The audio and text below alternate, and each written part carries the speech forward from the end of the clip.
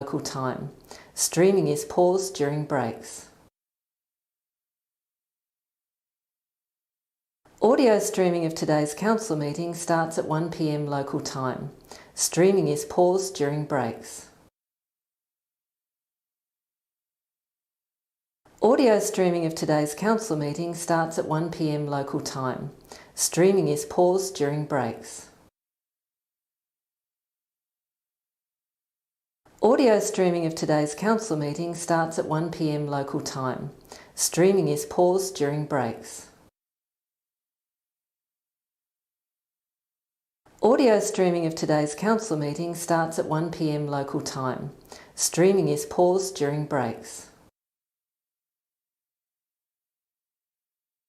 Audio streaming of today's council meeting starts at 1 p.m. local time. Streaming is paused during breaks. Audio streaming of today's council meeting starts at 1 p.m. local time. Streaming is paused during breaks. Audio streaming of today's council meeting starts at 1 p.m. local time. Streaming is paused during breaks. Audio streaming of today's council meeting starts at 1 p.m. local time. Streaming is paused during breaks. Audio streaming of today's council meeting starts at 1 p.m. local time. Streaming is paused during breaks. Audio streaming of today's council meeting starts at 1 p.m. local time. Streaming is paused during breaks. Audio streaming of today's council meeting starts at 1 p.m. local time. Streaming is paused during breaks. Audio streaming of today's council meeting starts at 1 p.m. local time. Streaming is paused during breaks. Audio streaming of today's council meeting starts at 1 p.m. local time. Streaming is paused during breaks. Audio streaming of today's council meeting starts at 1 p.m. local time. Streaming is paused during breaks. Audio streaming of today's council meeting starts at 1 p.m. local time. Streaming is paused during breaks. Audio streaming of today's council meeting starts at 1 p.m. local time. Streaming is paused during breaks. Audio streaming of today's council meeting starts at 1 p.m. local time. Streaming is paused during breaks. Audio streaming of today's council meeting starts at 1 p.m. local time. Streaming is paused during breaks. Audio streaming of today's council meeting starts at 1 p.m. local time. Streaming is paused during breaks. Audio streaming of today's council meeting starts at 1 p.m. local time. Streaming is paused during breaks. Audio streaming of today's council meeting starts at 1 p.m. local time. Streaming is paused during breaks. Audio streaming of today's council meeting starts at 1 p.m. local time. Streaming is paused during breaks. Audio streaming of today's council meeting starts at 1 p.m. local time. Streaming is paused during breaks. Audio streaming of today's council meeting starts at 1 p.m. local time. Streaming is paused during breaks. Audio streaming of today's council meeting starts at 1 p.m. local time. Streaming is paused during breaks. Audio streaming of today's council meeting starts at 1 p.m. local time. Streaming is paused during breaks. Audio streaming of today's council meeting starts at 1 p.m. local time. Streaming is paused during breaks. Streaming is paused during breaks. Audio streaming of today's council meeting starts at 1 p.m. local time. Streaming is paused during breaks. Audio streaming of today's council meeting starts at 1 p.m. local time. Streaming is paused during breaks. Audio streaming of today's council meeting starts at 1 p.m. local time. Streaming is paused during breaks. Streaming is paused during breaks. Audio streaming of today's council meeting starts at 1 p.m. local time. Streaming is paused during breaks. Audio streaming of today's council meeting starts at 1 p.m. local time. Streaming is paused during breaks. Audio streaming of today's council meeting starts at 1 p.m. local time. Streaming is paused during breaks. Audio streaming of today's council meeting starts at 1 p.m. local time. Streaming is paused during breaks.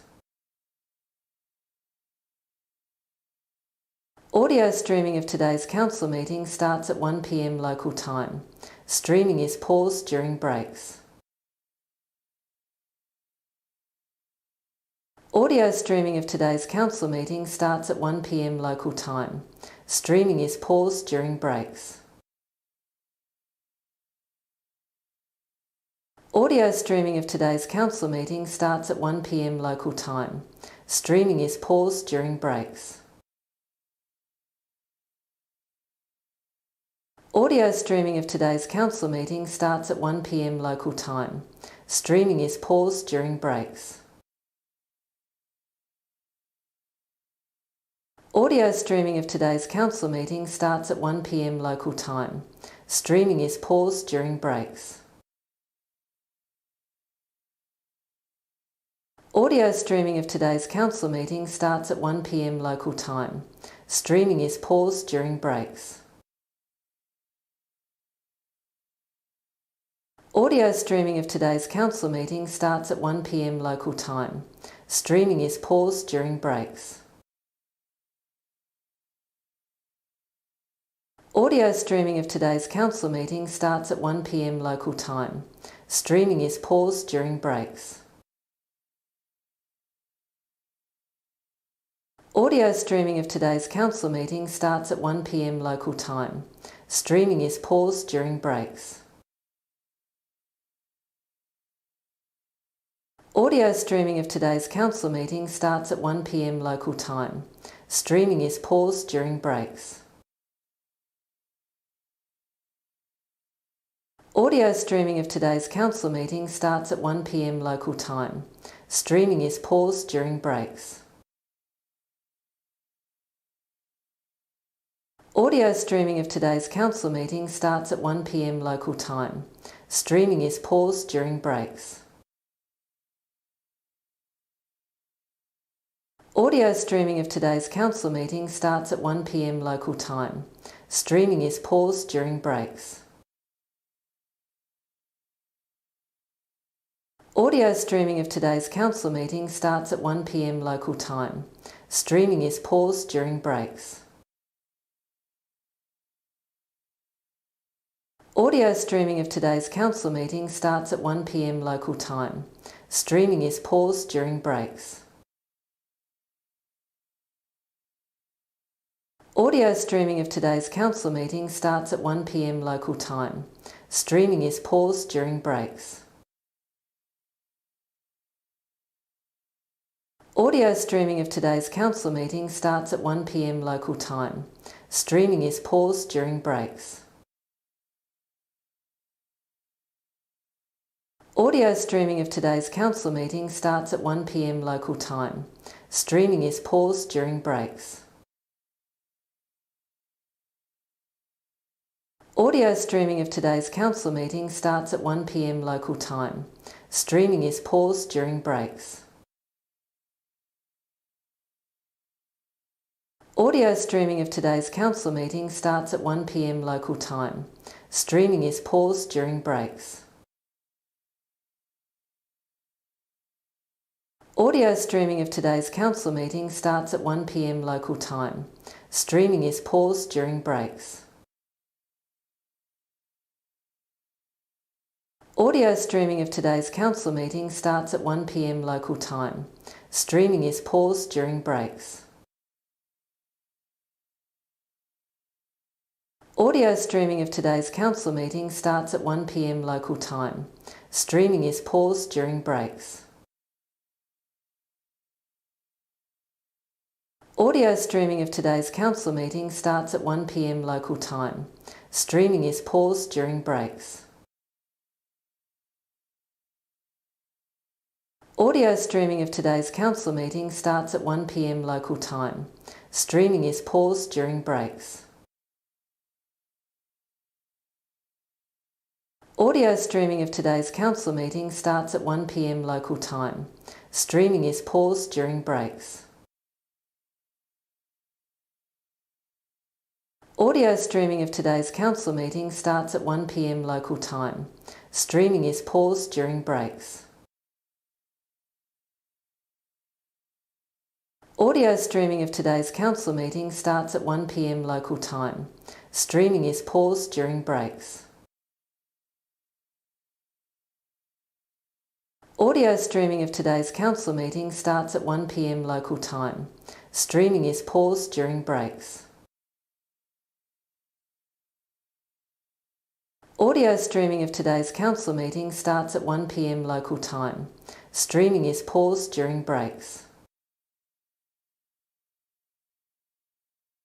Audio streaming of today's council meeting starts at 1 p.m. local time. Streaming is paused during breaks.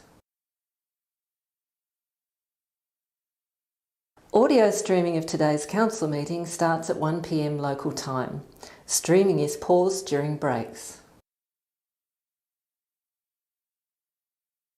Audio streaming of today's council meeting starts at 1 p.m. local time. Streaming is paused during breaks. Audio streaming of today's council meeting starts at 1 p.m. local time. Streaming is paused during breaks. Audio streaming of today's council meeting starts at 1 p.m. local time. Streaming is paused during breaks. Audio streaming of today's council meeting starts at 1 p.m. local time. Streaming is paused during breaks. Audio streaming of today's council meeting starts at 1 p.m. local time. Streaming is paused during breaks. Audio streaming of today's council meeting starts at 1 p.m. local time. Streaming is paused during breaks.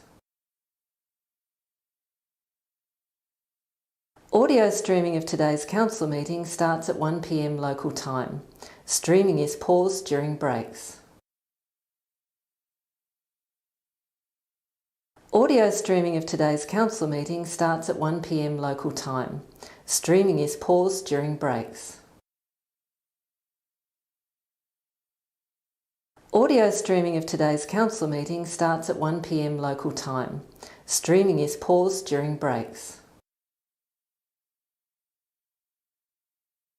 Audio streaming of today's council meeting starts at 1 p.m. local time. Streaming is paused during breaks. Audio streaming of today's council meeting starts at 1 p.m. local time. Streaming is paused during breaks. Audio streaming of today's council meeting starts at 1 p.m. local time. Streaming is paused during breaks. Audio streaming of today's council meeting starts at 1 p.m. local time. Streaming is paused during breaks. Audio streaming of today's council meeting starts at 1 p.m. local time. Streaming is paused during breaks. Audio streaming of today's council meeting starts at 1 p.m. local time. Streaming is paused during breaks. Audio streaming of today's council meeting starts at 1 p.m. local time. Streaming is paused during breaks. Audio streaming of today's council meeting starts at 1 p.m. local time. Streaming. Audio streaming of today's council meeting starts at 1 p.m. local time. Streaming is paused during breaks. We're on air? I can't see the on air bit. We're on? Yep, thank you. Welcome everyone to our council meeting, and we're a reminder for mobiles, if you have them, to switch them off please. Welcome those that are listening. Thank you for joining us. Please be seated. I just want to, in the Mayoral Acknowledgements, I've got an apology first of all from Councillor Cox, who's an apology for today.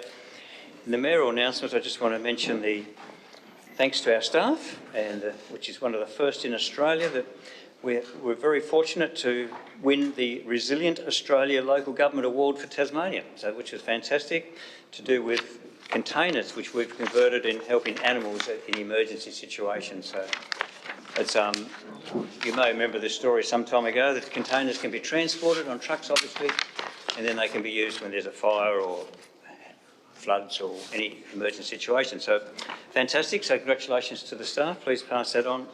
The CEO, thank you very much. Declaration of interest. No declaration of interest. Confirmation of minutes of the meeting held on 29th of July. Councillor Dakey moves, seconded. Councillor Harris. All those in favour, please raise your hand. And that is all councillors present. That is carried. No deputations, no petitions, no community reports. So public question time. Questions on notice are there. Any other public questions for today?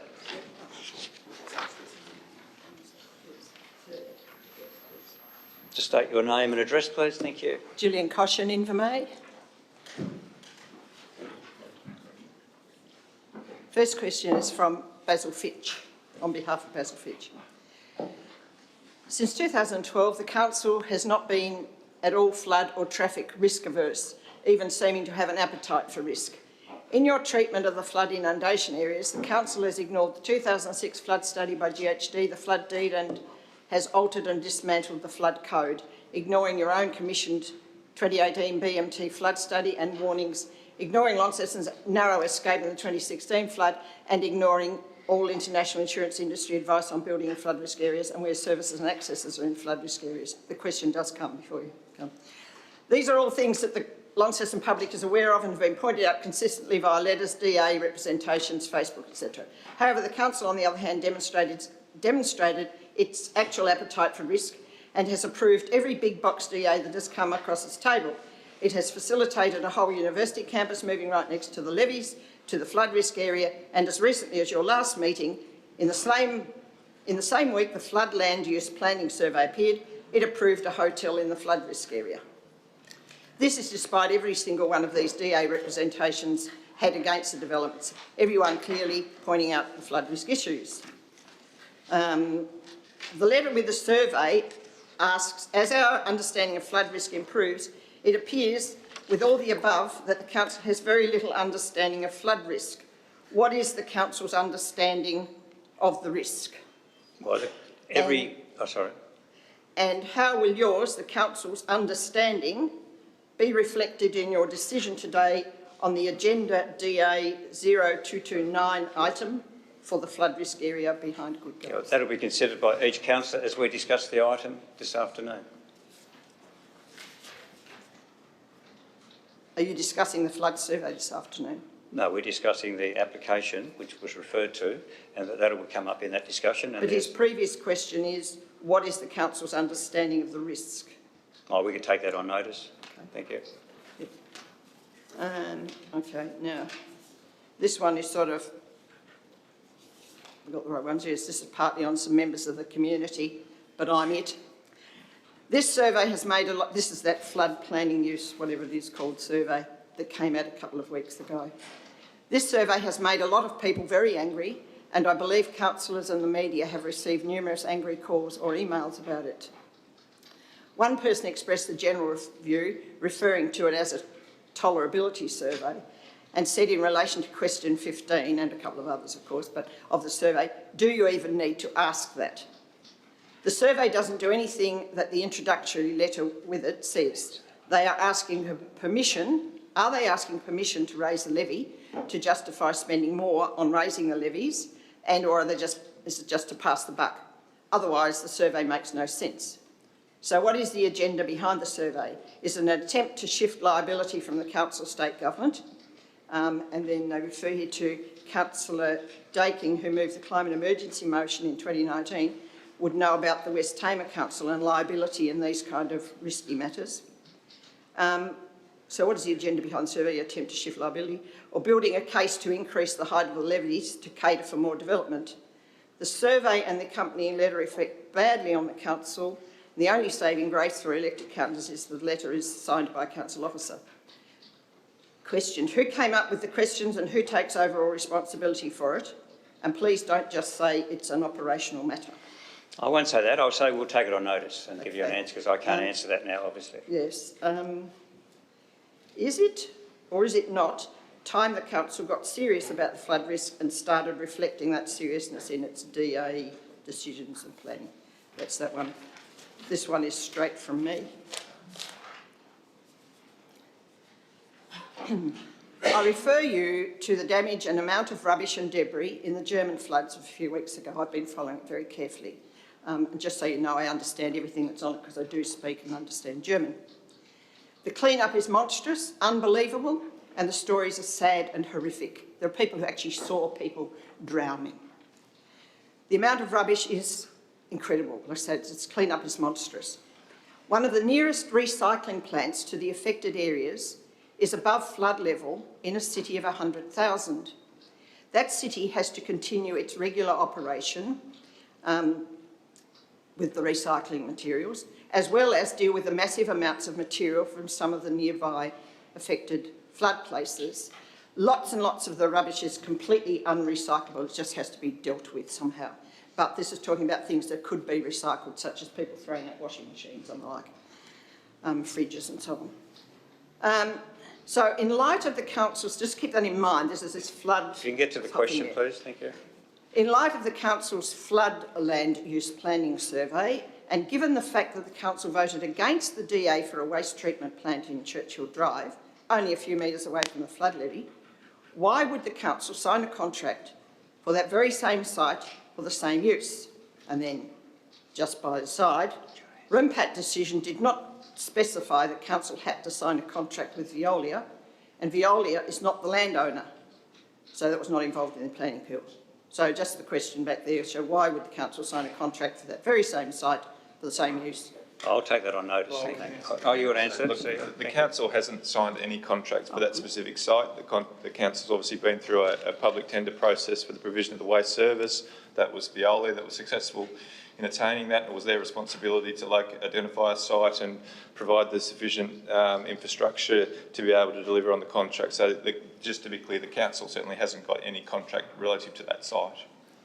So does that mean you might not go there then onto that site? No, we've answered the question. That's your 3 questions. Thank you very much. My pleasure. Thank you. Thank you. Any other questions from the public? Oh, yes.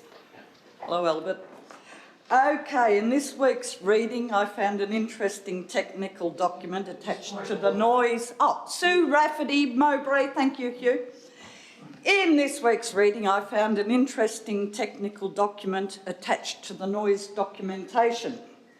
It's a written conversation between someone called John and a person from Pitt and Sherry, and I'm sorry I can't be clearer than that.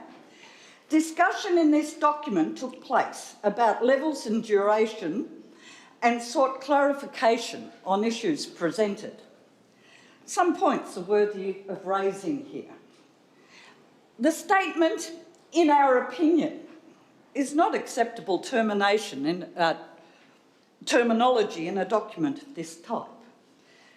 Further into the document, the statement, noise data from the Sprayton sorting facility was not available in the form of sound power levels. It was conservatively assumed that 90 decibels would be reached throughout the building. All internal sources have been assumed to be constant. Further into this document, intrusiveness measures relates to continuous or semi-continuous noise over an extended period of time, not short-term noise events. The truck start-up events are too short and too infrequent for this measure to be useful in understanding the potential impact the truck starts might have on neighbouring residences at 4 o'clock in the morning. Can you ask the question, please? I'm getting there, Albert. Be patient. So what does this tell us? It tells me that there is incomplete data with many assumptions.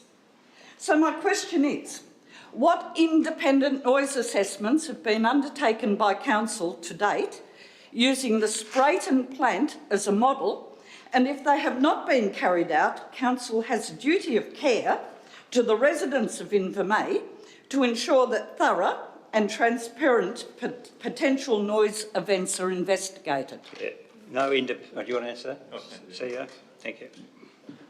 Obviously, the council hasn't undertaken any independent noise assessments of its own. Obviously, we relied upon, for the assessment of the development application that you're referring to, the advice provided by, obviously, the accredited acoustic consultant, and I assume you're reading from the report that was lodged as part of that. I'm not sure exactly what that is, but that was the information that was relied upon for the council and ultimately the Resource Management Planning Appeals Tribunal's decision in respect to the application.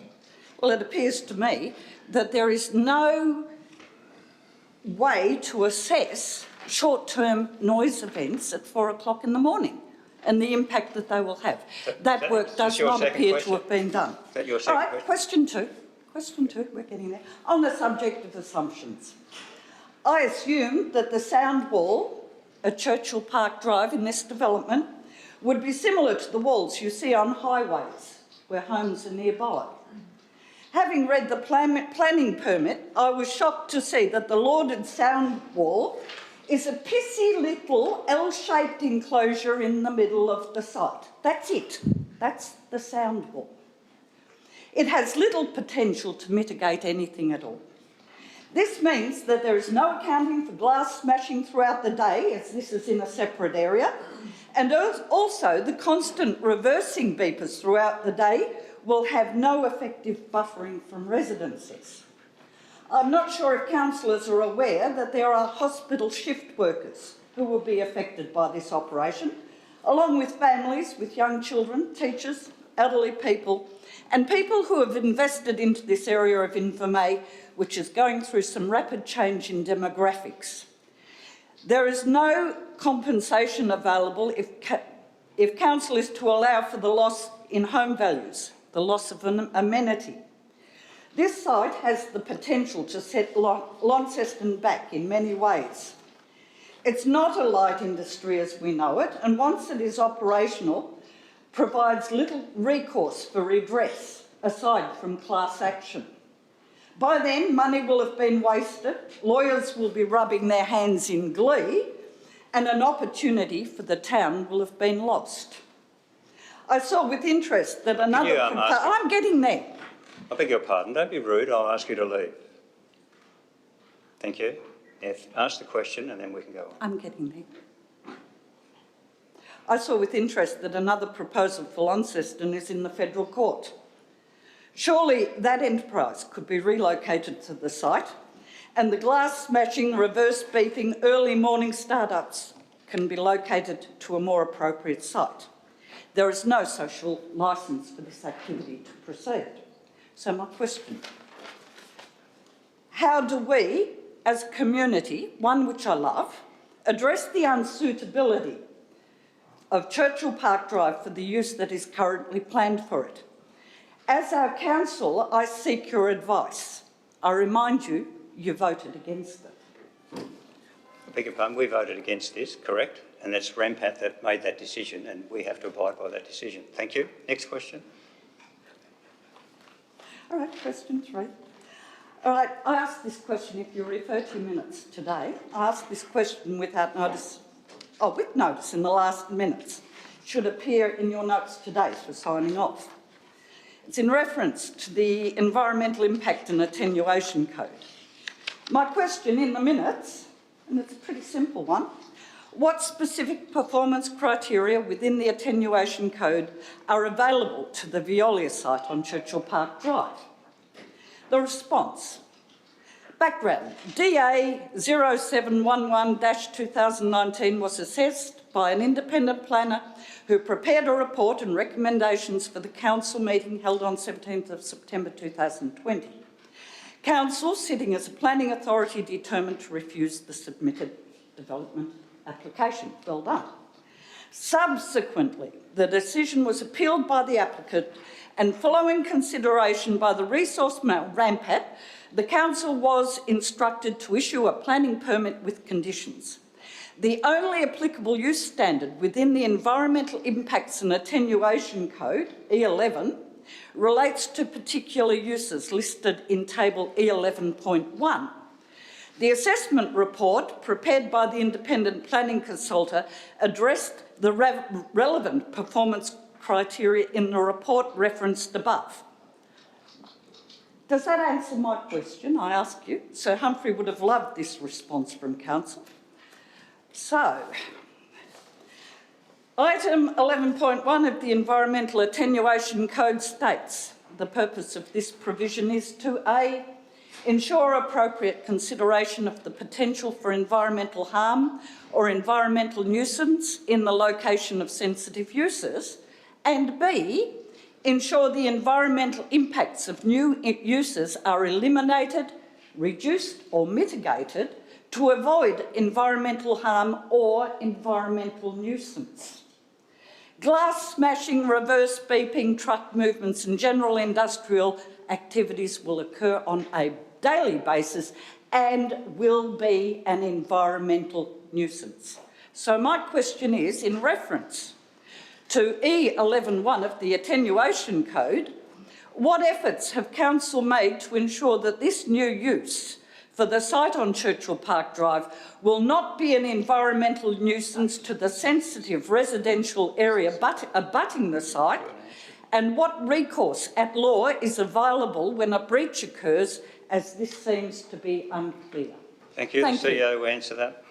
Thanks, Mr Mayor. So, obviously, in terms of the assessment, that relates back to the development application, which was submitted and assessed by council staff, and then obviously the council decision was made, which was then subject to external review. So all of that information was then reviewed by the Resource Management Planning Appeals Tribunal. Yes. So that's the process in terms of how it was assessed in terms of the applicability or otherwise of the attenuation code. Now, in terms of being able to raise issues into the future, there are several ways.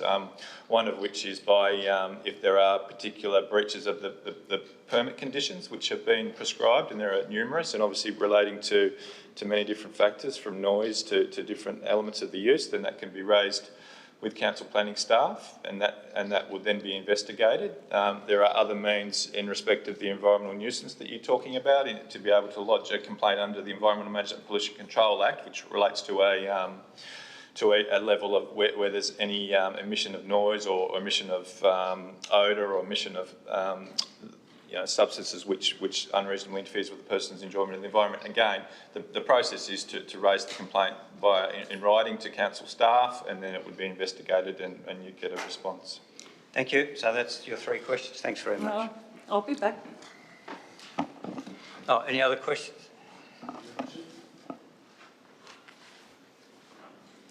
No, thank you.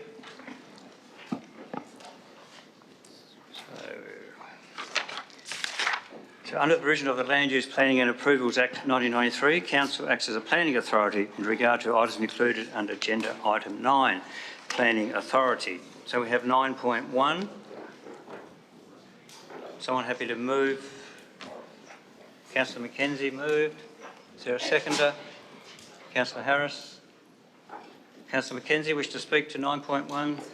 Thanks, Mayor. The public, if we vote in favour of this today, the public will have their ability to make any comment in relation to the change of the zone. Clearly, once upon a time, the zone catered for Tulloch's Auctions to be there because it was there for many years. Then when they moved out, Bogues took over and redefined it as part of their greater zone, which then changed the zoning. This zoning application is purely a matter of wanting to put that zone back to the way it was prior to Bogues taking over, and I see it as an appropriate use. The building has sat there empty for a number of years since Tulloch Auctions moved out, and now wishing to return to that site and retake up the business that was currently there, or was previously there. Thank you. Councillor Harris? No. Any other councillor wish to speak? I'll put the motion. Those in favour, please raise your hand. And that is all councillors present. That is carried. So 9.2, somebody happy to move? Councillor Mackenzie moved. Is there a seconder? Councillor Harris? Do you wish to speak to it, Councillor Mackenzie? Thanks, Mayor, and I thank the representation that was made, I think, in council questions in regards to the flood zone in relation to it. It was interesting, we had a conversation this morning in relation to that very issue. And I guess the things that have gone down there, we've built Bunnings, we've built various other activities have been built, office works and a number of other buildings have been built in the area. The two issues that continually come up when we look to do things on that site are traffic and flood inundation. Conversation this morning when we were discussing the flood inundation issues were that council would prefer to have buildings such as this in floodplain zones rather than residential areas because they're built to a standard where the flooding impact on those buildings themselves are a lot less impactful on the basis that they're concrete block stand-ups, all of the electrical parts are built above the flood line, and emergency plans are put in place for the evacuation of the area in relation to anybody that may be on the site. I think also of interest to note is that the reason we get a flood at all is because of the confluence of two rivers, being the North Esk and the South Esk River, that come into that area. Now, as the Speaker spoke earlier, we were very lucky in 2016 that the water didn't go over the levees. Hopefully we'll continue to have that level of luck, but the buildings themselves are designed to deal with this. And in relation to the North Esk River, I think we get 12 hours notice of a flood peak, and in relation to the South Esk River, we get 36 hours notice in relation to a flood peak, which then means our emergency management services and the emergency management plan that is required by the businesses moving into these buildings are able to be enacted to ensure that there is no human life that's put at risk as a result of it. If we allowed it to be used for residential areas and things like that, then the risks associated with flood are far greater. So based on those conversations that we had this morning in relation to the floodplain, I'm actually comfortable with what we've done in the past and what we're proposing to do today, assuming we pass this motion. In relation to the traffic impact assessment, I did ask the officers in regard to that, because this is an ever-building type conversation. Whenever we put another building down there, then there's more traffic that comes as a result thereof. My understanding is that a traffic impact assessment is done. It takes into account information in regard to traffic flows in and around the area, traffic attenuation measures that have been put in place by the Road Authority, which is us in some cases, and the state government in other cases, to deal with the increasing traffic that comes as a result of these developments. We're reliably advised by our officers that these matters are reviewed in an independent report by a traffic expert, and then furthermore we look at it as the Road Authority when it's a traffic that goes on our road, and the state looks at it when it's traffic that goes on their road to ensure that the flows of the traffic are manageable. Does that mean that nobody will be waiting at lights? No, it doesn't. It means that we will get traffic, and over time traffic will improve or increase, and that may affect the performance of the road in relation to things that we do from time to time, and that'll be an ever-evolvement of the city that we live in. And as time goes on, as we have already done down there with some of the mitigation measures that have been put in place with traffic lights and other road structures, we've built and redesigned to improve the traffic flows as these things happen. So as a consequence of that, this site has also had other activities going on it. In relation to the traffic impact assessment, it also takes into account that these developments will occur over time as well, and it actually assumes that there will be something on those blocks of land in time, and therefore traffic will emanate from that. There have been statistics that have been imputed in the reports put out by the traffic impact assessment engineer about the likelihood of the number of traffic movements that will increase as a result of these buildings going there, and they have assessed that the road network can cope with it, and our officers, where it's been applicable to us, have agreed with that. I'm not a traffic impact person, assessment person. I take advice from people who are far more specialised in these areas. We continue to ask the questions in regards to the veracity of those reports.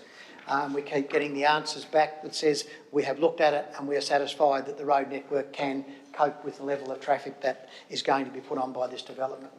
So as a result of that, I see these developments as being a natural evolvement of the sites. It's developing into the big box developments, which are the types of developments we can talk about. Excuse me, Councillor McKenzie, your time's up. In an extension. Yeah. Councillor Soward moves. Councillor Walker seconded. All those in favour? That's all councillors present. Thank you.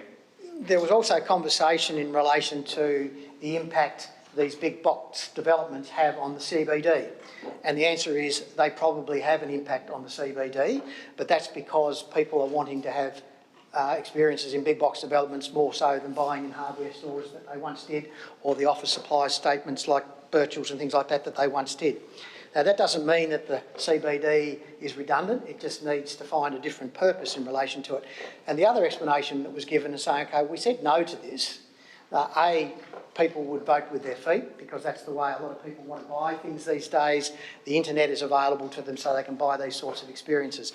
And I think by seeing the number of people that go to Bunnings every week, people vote with their feet as to where they want to go and buy the goods that they want to buy. So the reality of it is, yes, it has had an impact on the CBD.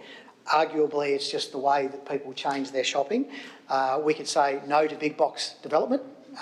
Would that stop people from buying things? Probably not. They'd probably buy it in a different way. It may actually impact on the fabric of Launceston by not having that additional opportunity for us to seek out and do things that they can do in other cities around Launceston, or around the country. So I'll leave it at that. I believe that the development application has been properly assessed by the officers, and I'll be supporting the motion today. Thank you. Councillor Harris. Thank you. Not too much more to add to what Councillor McKenzie has said in regard to this.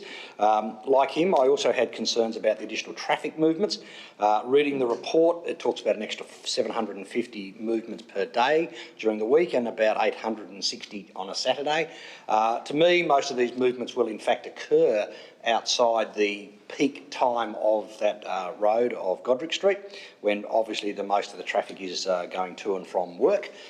Most people by 9 o'clock are at their work when perhaps the shopping occurs. So from my point of view, from the traffic, understanding that the current baseline is in fact added to what has been built there in recent years with the Bunnings and the hotel development and also the park as a new baseline. So I'm quite comfortable with the traffic report, but I acknowledge the problem that the continue to add more developments there will add more movements of traffic, and having a overarching plan for movement of the cars around the city is still something that I'd like to see. Just in regard to the comment about the CBD is changing. The days of going into Charlie Beejan's store in Charles Street, which was about 3 foot wide, it seemed, because it was so full of every electrical item you could buy in 1970s, is well and truly gone. Yes, those days of how people bought things has changed, but the CBD must now pivot and become a much more people-friendly place. The type of stores there will probably be more services rather than this big box development, and that is simply the evolution of the city, and we must understand that, embrace it to make sure that it works for us as a city. And as explained to us by the planning officers, this particular area was seen as the right place to actually allow the big box development rather than, shall we say, right on the outskirts of cities, which is what happens in many other places, both here and around the world, which then causes all of the traffic to leave the city altogether. At least here it is still keeping it within the confines of the city. So to me, whilst the developer is making a bit of a proactive move to put 3 new development applications for 3 new warehouses that he hasn't yet, or display stores that he hasn't yet got a signed customer for, I'm sure by having the DA will enable him to move some of those forward. They may not all get built immediately, but it is the way of the future for this particular part of our city. And I'll be supporting the motion. Thank you. Thank you. Councillor Soward. Thanks, Mayor, and I thank Councillor McKenzie and Councillor Harris for the amount of detail in their answers. I just want to add a couple of things in my thinking to this. The fact that we now have an area where things like this can be built, and there was a question I think earlier today about luck. about the fact that it was lucky that the area wasn't flooded back when we had that major flood a couple of years ago. Well, I don't know about luck. I seem to think we built a flood levy, a 1 in 200 year flood levy at a significant expense and of sufficient quality to provide some security in the case of something like that. And often when we talk about Invermay, people talk about the 1929 flood and other floods. That flood levy wasn't there then. So, Councillor Mackenzie, I loved, Councillor Mackenzie, the detail you provided about the type of building. And I think that the more people listen and understand that, again, one hopes that they can understand why that type of building is used there. When I read through the representations, as I usually start with that and then go back through the report, again, our officers have provided some excellent detail to deal with the concerns that people have raised, and we always welcome people raising their concerns. The other thing too, I guess I would say in conclusion, there seems to be, some angst with that area, with the type of the larger buildings that Councillor Mackenzie and Councillor Harris touched on. That's the nature of business and shopping today. As I often say, Mr Mayor, when people raise concerns about, oh, well, why are we building this or why are we building that, the people that are putting their own private money into this don't just get up of a morning and think, I'm going to spend millions of dollars on a whim. They do it because there's a need for it, and that area is highly patronised in all of those shops that are there, businesses that are there. So when you read through the application, when we sit as a planning authority, obviously we see the word consistent or complies a lot. So obviously our officers have looked very, very closely at this. They're satisfied with that. And again, as Councillor Harris said, whilst there might not be tenants at the moment, one of the things we know with this type of development, Mr Mayor, is you build it and they will come, and that's what's happened to that precinct over time. So as I read the application, it complies, and as such I'll be supporting it today. Thank you. Thank you. Any other speakers? Question, Councillor Walker? Yeah, thank you, Mayor. Yeah, my first question goes to the performance criteria that this development relies upon. The first one of those being the amount of foliage, the amount of trees that were included in the proposal. I note that under point 23.4.4 site landscaping that there are a total of 14 rather than the necessary 17 trees that would normally be required for this development. Can a council officer please explain to me why that is acceptable in this case? Richard, no? Catherine? With the whole development, there has been street trees put into as part of the previous stages of the development, the rail street trees in the area, and I felt that they sort of contribute to the whole site development, so I thought that was sufficient. And it was 3 trees, and sometimes trees can get in the way.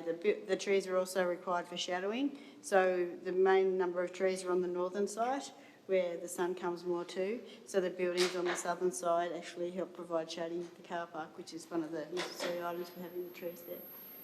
Thank you. Another question? Or Yeah, more questions. Thank you, Mayor. Of course, there were a number of trees removed from Godric Street as a result of the road that was put in, but I suppose that's separate to this development, you might like to say. But nonetheless, it's a net loss in trees.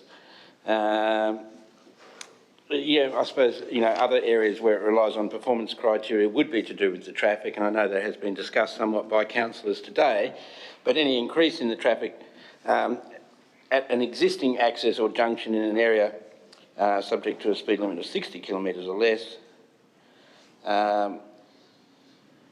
must not increase the traffic by more than 20% or 40 vehicle movements per day. But it is likely to increase by more than 40 movements per day, therefore performance criteria must be addressed. And in that respect, we're being told that it does... Are you asking a question or speaking? Yeah, in that respect, we're being told that it does comply, but I'm just interested for that to be explained to me, that it doesn't meet the criteria. So in what way does it comply, and how can that continue to comply when there are other developments pending in the area? Thank you. Richard?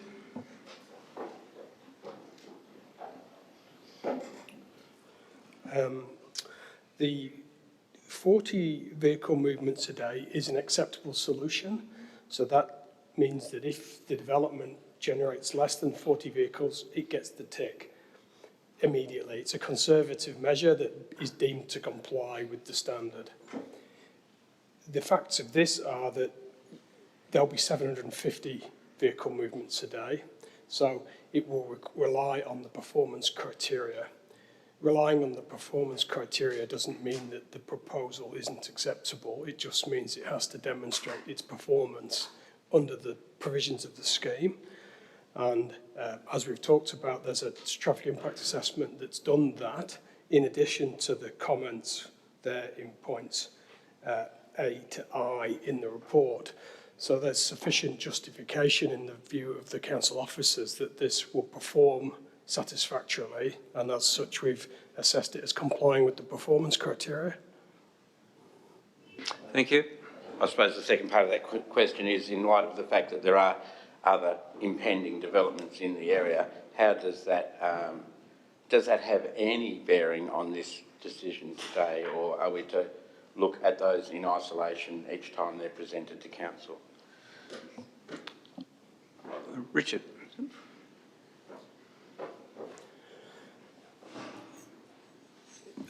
The council has to assess each development on its merits at the time that a proposal is made.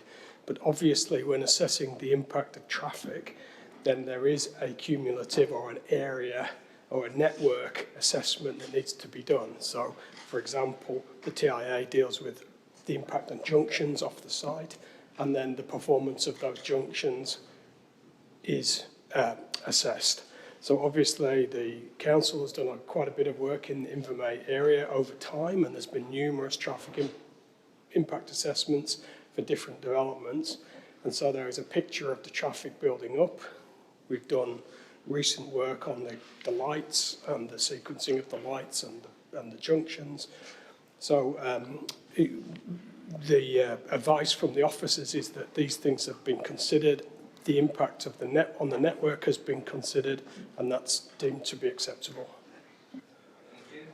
I might just add, Mayor, that the council have done extensive work over the years in the development of the master plan for the Invermay Traffic Master Plan, which does consider the area in totality, and certainly applications that are made when assessed by officers are done so in accordance with that overall prevailing plan, which is, I think, the point that you were making in terms of being able to assess the way that the traffic flows throughout the overall precinct, not specifically on a development by development basis. So that plan exists, is live, and certainly is continuing to be assessed by council officers and council.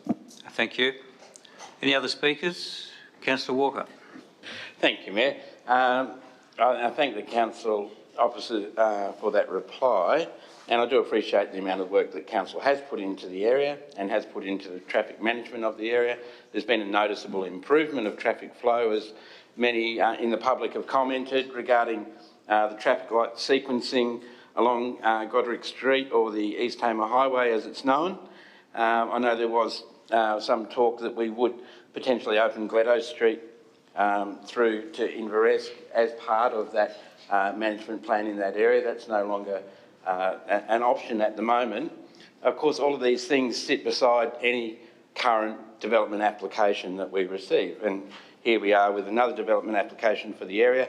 Won't be the last by a long shot, and it's understandable that people express their concern by way of representation for developments, continued developments in the area. As much as council might like to say that we have a master plan for the area, that changes as developments come along. And I think that is what essentially people are concerned about, apart from, of course, the risk of flood inundation, which I'll speak to in a minute. When it comes to traffic movement in the area, I think we can probably, all remember a day not too long ago that there was no traffic movement in the area. Things have changed remarkably in probably a decade, and things will change a lot more there still. But it is still my concern that as a council that we are not developing a plan that's robust enough to deal with these incremental developments. Now, I know that that can be argued is not the point of this one particular DA, but time and time again we exclude that opportunity to talk about that. And I think that is what is at the back of people's minds, people who have lived in Launceston for a reasonable amount of time and have seen the impact of these changes. So, having said all that, I can fully sympathise with those representations, including the changes to pedestrian and cycling movement. There was a time when we talked about that particular stretch along Godric Street as being a cycleway that was quite continuous for people who didn't have to cross intersections until they got to Forster Street. That's changed as well. So, as much as we might like to think we have a master plan or a master traffic plan for the area, it does get impacted by these decisions. And again, I know that that was a separate decision to this particular development, but nonetheless, that road, putting in that road, has helped to facilitate this particular development. Then, of course, we go to the fact that this is land that is deemed land that could well flood. And we don't know when. Of course, you can talk about us being lucky that it hasn't flooded in 2016. It might not flood for 50 years. It might not flood in 100 years. Or it might flood next week. We don't know the answer to that question. We will never know the answer to that question. I know that the council do a lot of work in this regard, and you might say that this particular development is probably of an acceptable use because it is a low impact development. It's not people living there. It's not, in terms of investment into build quality, it's not the highest level that you might expect to see. I'm told that these types of businesses will generally self-insure, so the risk in terms of council exposure is not great. But having said all that, any development will increase the impact of a potential flood. It reduces the amount of permeable surface, it increases the debris and the damage that can occur and will occur when it floods, not if it floods. It's only been this week that we've seen the IPCC report that, paints a grave picture that we're not looking forward. Thank you, Councillor Walker. Your time's up. Do you need an extension? Yes, please, Mayor. Okay. Somebody move Councillor Soward, seconded Councillor Dawkins. All those in favour, please raise your hand. That's carried. Thank you. Thank you. We're not looking forward to a time that we will see the impacts of climate change. We're living in the time of climate change as we speak. I can understand why people will look at this area and say, well, this is prime developmental land, close to the city, accessible in many ways. I can understand that entirely. But I can also understand people who say, this is no longer appropriate for the world that we're living in. Things have changed. Things aren't going to go back to the way they were. And now humans are very adaptable creatures. I accept that entirely. But hopefully we're also very smart creatures and we realise that these impacts will affect us. And I say, not if, but when. And as I say, we can't predict when that will be. I appreciate the amount of work that the council has done in this regard and will continue to do.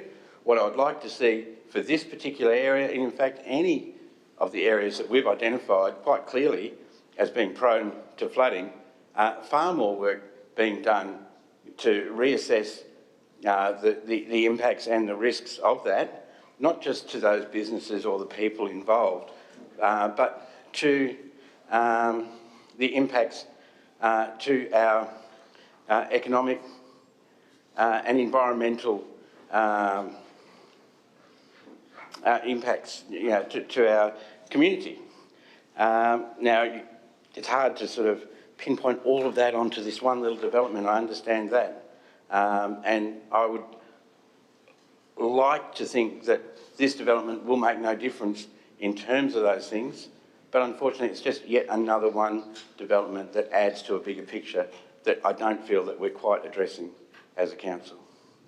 Thank you, Mayor. Thank you. Any other speakers? Councillor Mackenzie, wish to close? Thanks, Mayor. Look, I take on board the comments that have been made, and thank you for the contribution, for those that made contribution to this particular matter. Again, I still think, holistically, we do have a floodplain. I believe the science is more, we know more about it than we've ever known, and I'll accept climate emergency, warming surfaces, a whole host of things are going to impact us into the future. Still get back to this particular development and the development zone is that we have actually understood that potentially there will be flooding. Therefore, there are mitigating processes that have been put in place in the design of the buildings that are allowed to be built in those floodplain zones. Talk about permeable surfaces. If the water comes over, it's just going to come over. It ain't going to sink anywhere. It's just going to come over and it's going to go across there, whether you've got a building there or you've just got, muddy plains or whatever might be there. So, in my view, that will happen if that's the case. The reality of it is these buildings are designed, the processes that we put in with our emergency planning are designed to take into account the hopefully unlikely event or the least likely event of a flood actually happening on the other side of the flood levy, to the extent that they need to have emergency planning which actually makes sure human life, which is the most important thing, is looked after.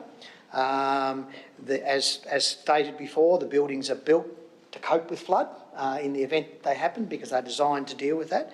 So therefore, all of the designing and the things that we've approved in council, I believe, have all been done in the framework of understanding what the flood zone might look like if a flood happened, and to each of the people who are proponents that put these things forward, they've been fully cognisant and understanding of the developments that they put forward and what they need to do to mitigate those outcomes. So I'm comfortable that we as a planning authority are taking that into consideration in making the decisions that we make in relation to this situation. Will that mean we won't have a catastrophe in the future? Maybe not. I mean, my concern would be more for the residents of those areas than the actual buildings that we're actually looking to approve in this development. So I'm comfortable with that. We talk about the traffic impact again. We're doing transport studies. As the CEO said, we've done a study on the transport and on the traffic management around this particular area and made a number of changes to that, and we've still got some further ones to do. Our transport strategy doesn't talk about less traffic. It's saying things are going to change over time. If we want to grow as a city, and we are currently growing, we're one of the destinations in the country at the moment, so that growth will bring with it some challenges in relation to our traffic management. Our transport strategy, which we've been discussing ad infinitum for the last 2, 3, 4 years or longer, is talking about, and that's modal change of way we actually transport our things around. Excuse me, Councillor, your time is up. My if you time could is up. finish I'll off. sit down and I'll vote for it. Thank you. I'll put the motion. Those in favour, please raise your hand. Those against? That's one against. The rest are for. I think you were for it, weren't you, Councillor Sauer? Yes, I was. Sorry. You left your hand up, I think. That is carried. So we go to 9.3, Mary Street. Move, Councillor Harris. No? I haven't got a speaker down on my list. Oh, no, it's that. 9.4, no. So move, Councillor Harris. Seconded. Councillor Walker. Councillor Harris, you wish to speak to it? I will, thank you. Yes, this is an interesting development application to come before the council. It is in fact a knockdown rebuild, and I think in my nearly 3 years here I cannot remember one that would seem so straightforward as what this particular one is. Having visited the site this morning, the site is quite deep, slopes to the south. The house that exists there is at times built right onto the boundary. The demolition will require, will enable it to be reset and also move the buildings in from the boundaries a little bit. They'll have a space of 1 metre from the northern boundary, 1.7 metres from both the west and the southern boundaries, and 7.85 from the eastern boundary. So to me, this is a good development application that deserves support. Most of the issues raised by the people who have had their opportunity to express their opinion about this development application, whilst they've all been addressed, they really aren't showstoppers, shall I say. The height of the garage roof will be visible from adjoining properties. Yes, but so is the existing garage roof, and the new one will in fact be set back into the bank, so therefore reducing the height of it. And most of those people who look down on this property will still look down onto a roof. So from that point of view, I fear there isn't too much, I won't say to worry about, but nevertheless it is an acceptable outcome. The fabrication may cause reflection onto other properties, and that has been addressed with a condition that says it's to be constructed out of non-reflective finishes. I won't go through all of them, but it is of that nature. There is potential for overshadowing, and this is probably the only concern I had. The house immediately to the south of the property, which is number 5 Sussex Street, is built pretty close to its northern boundary, and therefore this house does overshadow it. However, the windows that are there in the habitable rooms, the lower floor recreation room and the lower lounge room, will still in fact be able to access light, and in fact because of the moving of the new building off that boundary by 1.7 metres will in fact allow greater light into that particular area. So I think at the end of the day this is a quite reasonable development for number 41 Mary Street, and I encourage all of the councillors to support me in approving this development application. Thank you. Thank you. Councillor Walker. Thank you, Mayor, and the main reason I put my hand up to second this motion was just to, well, firstly, just acknowledge the work that's been done to address those issues, as Councillor Harris points out.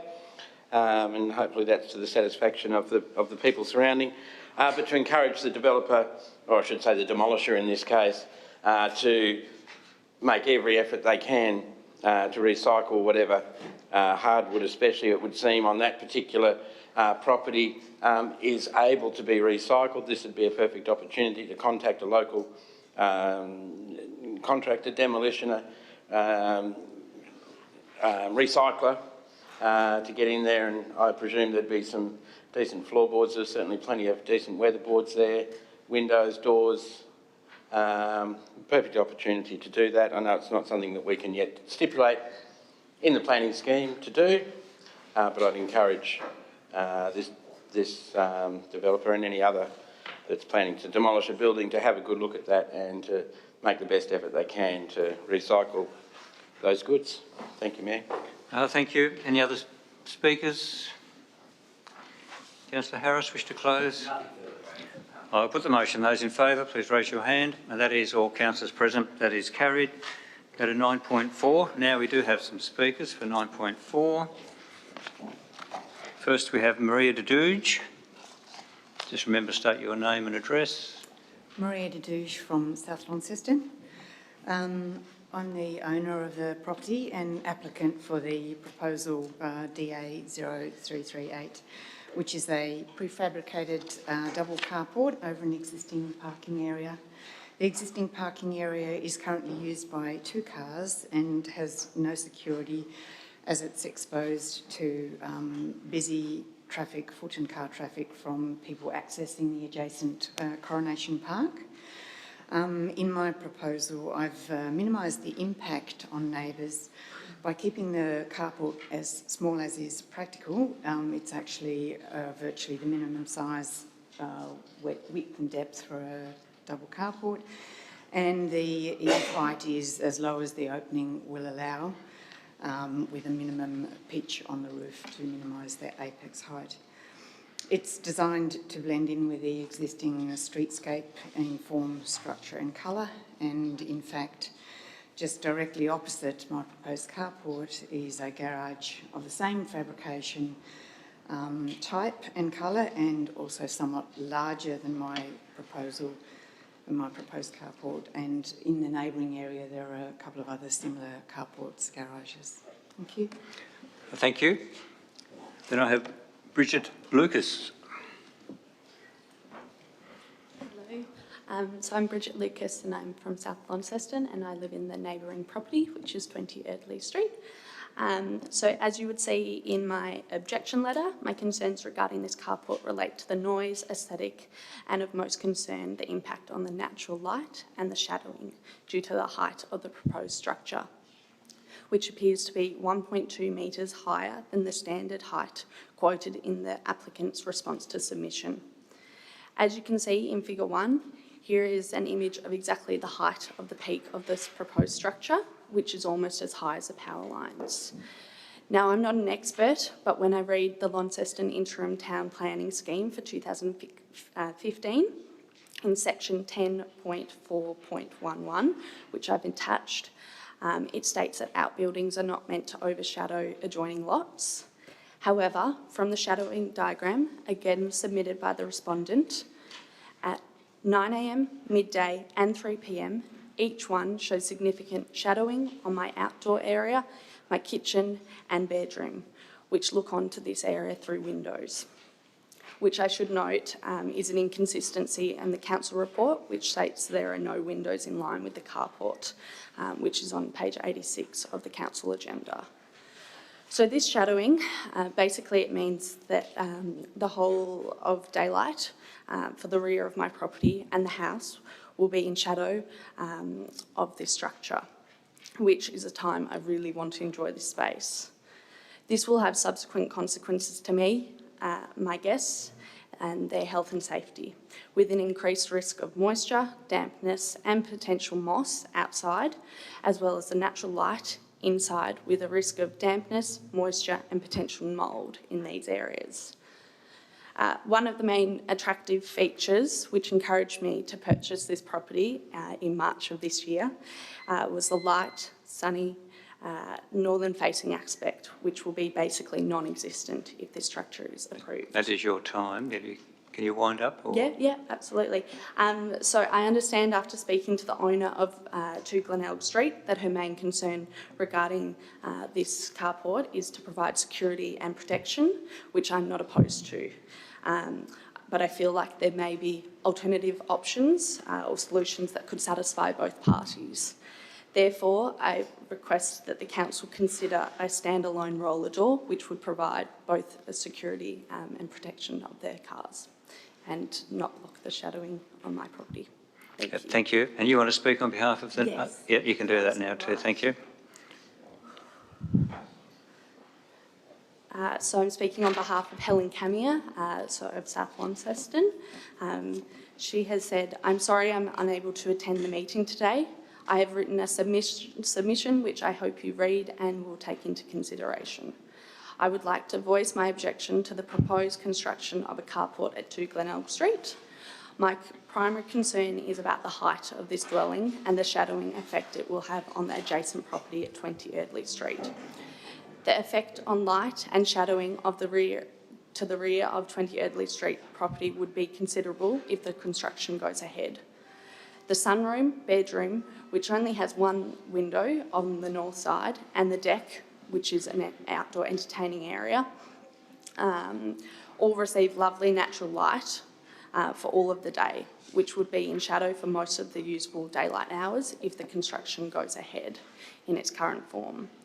The shadow diagram in the council's documents have not shown the deck at 20 Erdley Street, which appears to be a major oversight by the council.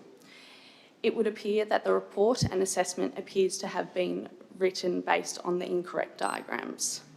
Would the council request that further comprehensive shadow diagrams are conducted by the council on the effect of construction of this carport at 20 Erdley Street prior to a decision being made? I believe the proposal is inconsistent with the Launceston interim planning scheme, as it will impact the character of the adjoining lot, and it will also have a financial and lifestyle impact on the owners' enjoyment of the property at 20 Early Street. Thank you. Thank you very much. Thank you. Are there any other speakers for item 9.4? Thank you. So 9.4, somebody happy to move a motion? Councillor Soward moved the motion, seconded Councillor Spencer. You wish to speak to it, Councillor Soward? Thanks, Mayor. I'm going to start with a question. Bearing in mind the Speaker, Ms Lucas, has just shared her thoughts and that of behalf of Helen Camille, could we just have some clarification around the commentary that the representatives have made with regards to the shadow diagrams, whether there's a bit of confusion, whether just to clear that up, that'd be great. Thank you. Thank you. Richard.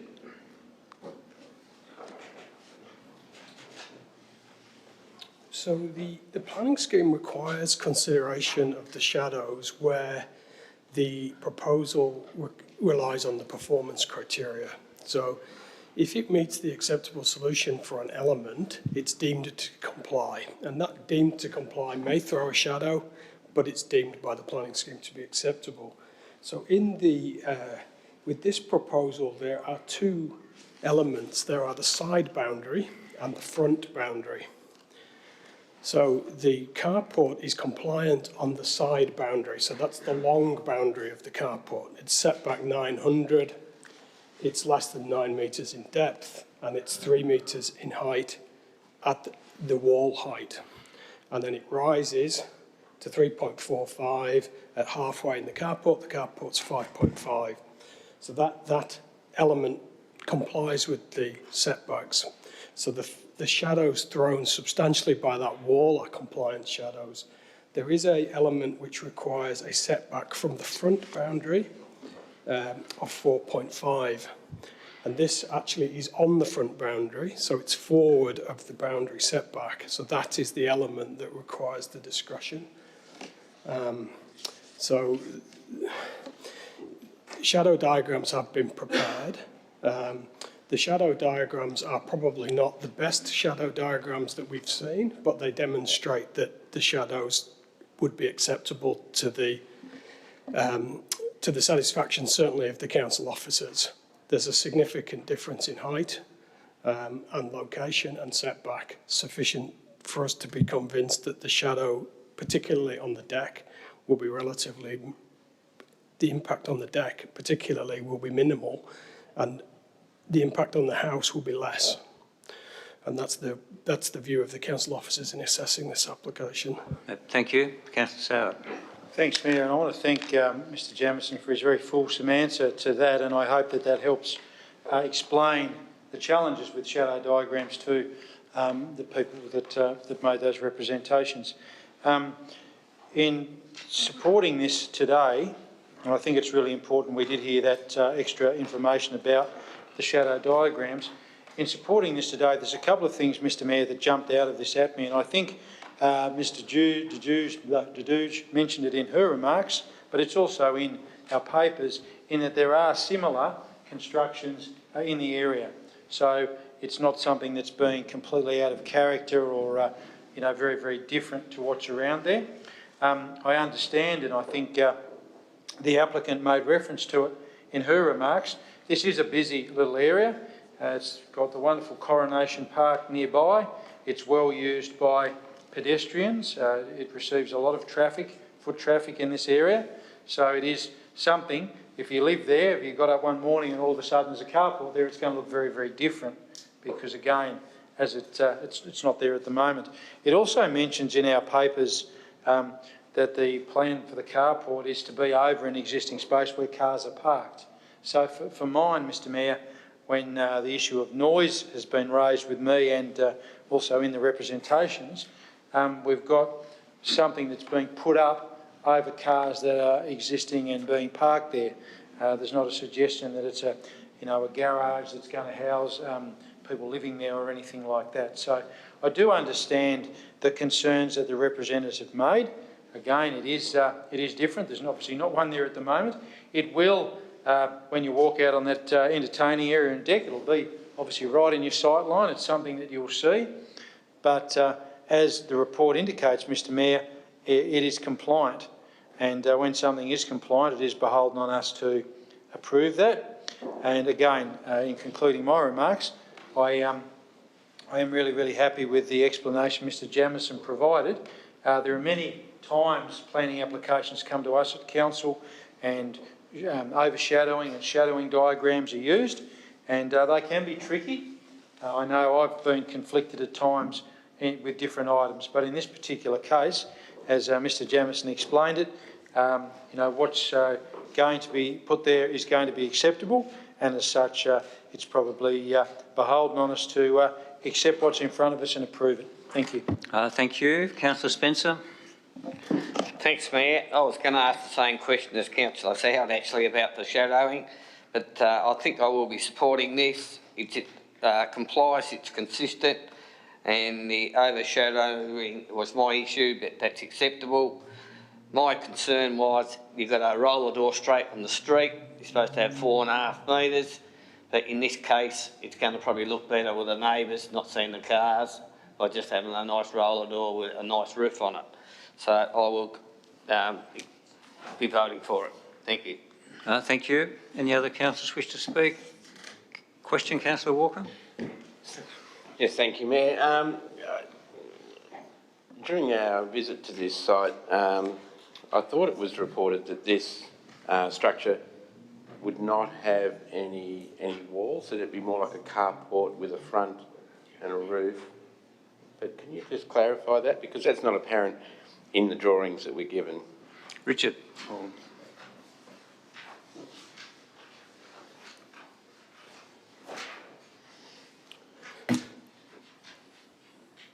That's what I have. It's open-sided, but it has a roller door on the front and a wall at the back.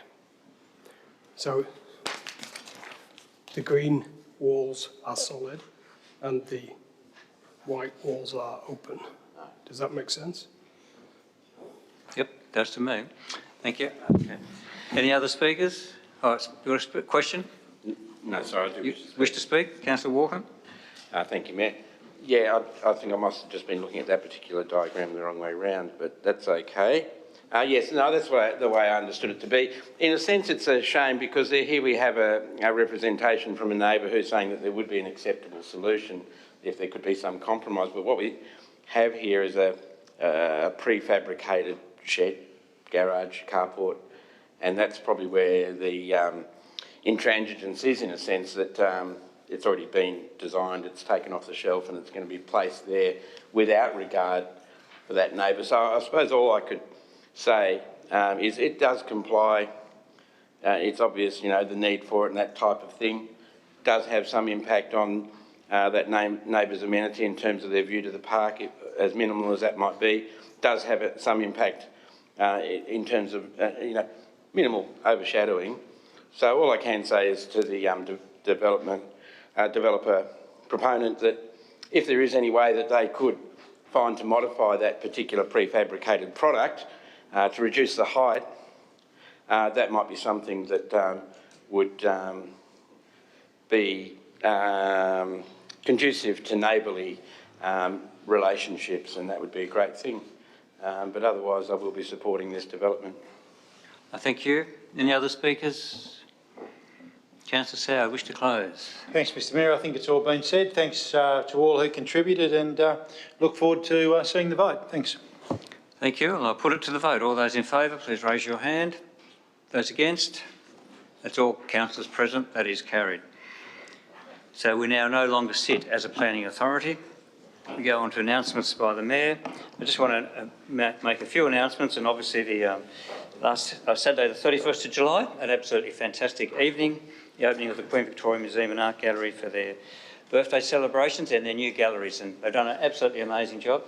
Mr CEO, we really appreciate the effort that's gone into that, the time that's gone into that, and obviously our previous director was part of that as well, or GM. was part of that as well. So it's really great. It was something that's great, and I want to acknowledge that the Deputy Mayor was a fantastic MC. Well done, Deputy, on the evening, and Councillor Dawkins and Priest were there as well, so it was really great to see a few of the councillors to mingle. But there was a really good crowd, a very large crowd, and all the comments that I got, I didn't speak to every one of them, they were all extremely positive, and they were very excited with the new direction of the QV mag. So encourage those that haven't gone to have a look to go and have a look. Did attend Launceston College production of Grease, which was absolutely fantastic. A great production on Thursday, the 5th of August. And then on Tuesday night, I did, it's not in here, so I better put in on Tuesday night, just gone, the SpongeBob musical, stage right. Absolutely fantastic. Did a great job. Congratulations to the Deputy Mayor again for the production of the youth and all those that did the sound, the lighting and the costumes. Fantastic. It was really a great effort. It was really enjoyed by my wife and I and by many that were round about, and a lot of the people laughed at lots of the little bits, and a lot of good memories for some people too. Not quite for me, but it was for some others. So that's great. But congratulations on a job well done. And that's it from myself. Thank you. So go on to councillor reports. Councillor Dawkins. Thank you. I have approval to read part of Professor David Lima's speech from the QV Mag relaunch. I'd like to do that now. He said, "It's a real privilege to be invited to speak on this historic occasion, not because as an Aboriginal person and a descendant of the original owners of this island, I want to bow down to an institution that was established to honour the figurehead of British colonialism, but to pay tribute to the creative brilliance with which the QV Mag has taken its deeply problematic legacy and turned it into an inspiring future." He goes on and says, "This rehang reflects in many ways a change of mind that's occurring in Tasmania. The QV Mag has thoroughly transformed itself through this new suite of galleries and exhibitions. Much of that transformation would no doubt have been truly inconceivable to Mayor Carter, especially the layering of Aboriginal artwork over the portrait of Queen Victoria herself. I congratulate the director of Tracy Pukowski, who oversaw this visionary project, Christine Hanson, Tobias and Ashley, who have achieved a truly inspiring result, and the City of Launceston for continuing to believe in an institution that is so much more than a box of coins that were originally placed in the foundations. It's a precious, unique and invaluable living record of what Tasmania was, what we are and what we are to become. And I agree. I was so moved by the way that the conversations between the pieces, that salon hanging style that we are now starting to understand, that's with our original collection and more modern artwork, I think it speaks to the depth of the history of Launceston and to its bright future, where there will be many more voices who get to be heard through art. Thank you. Thank you. Any other reports from councillors? No? We move on to questions by councillors. Any questions from councillors? No? We'll move on. Committee reports. Cataract Gorge Advisory Committee. Moved Councillor Walker. Seconded Councillor Harris. Do you wish to speak to Councillor Walker? Just briefly, thank you, Mayor. I thank the work of the committee especially, but also the council officers who are keeping the Cataract Gorge Advisory Committee well informed as to events and happenings regarding the area. And in that light, a discussion was had at the last meeting centring around the council's approach to unsolicited proposals on any council land that might be, but in particular, of course, there's always an attraction for the Cataract Gorge area, including Duck Reach and surrounds, for people to want to find a way to commercially enhance the area, you might say. And so it's just good to keep the committee informed in that regard. Likewise, discussion was had around what it means in our reimagining the gorge policy for the First Basin to facilitate small, local and family-orientated events. We all know that there's many events that occur up there, that are proposed to occur up there.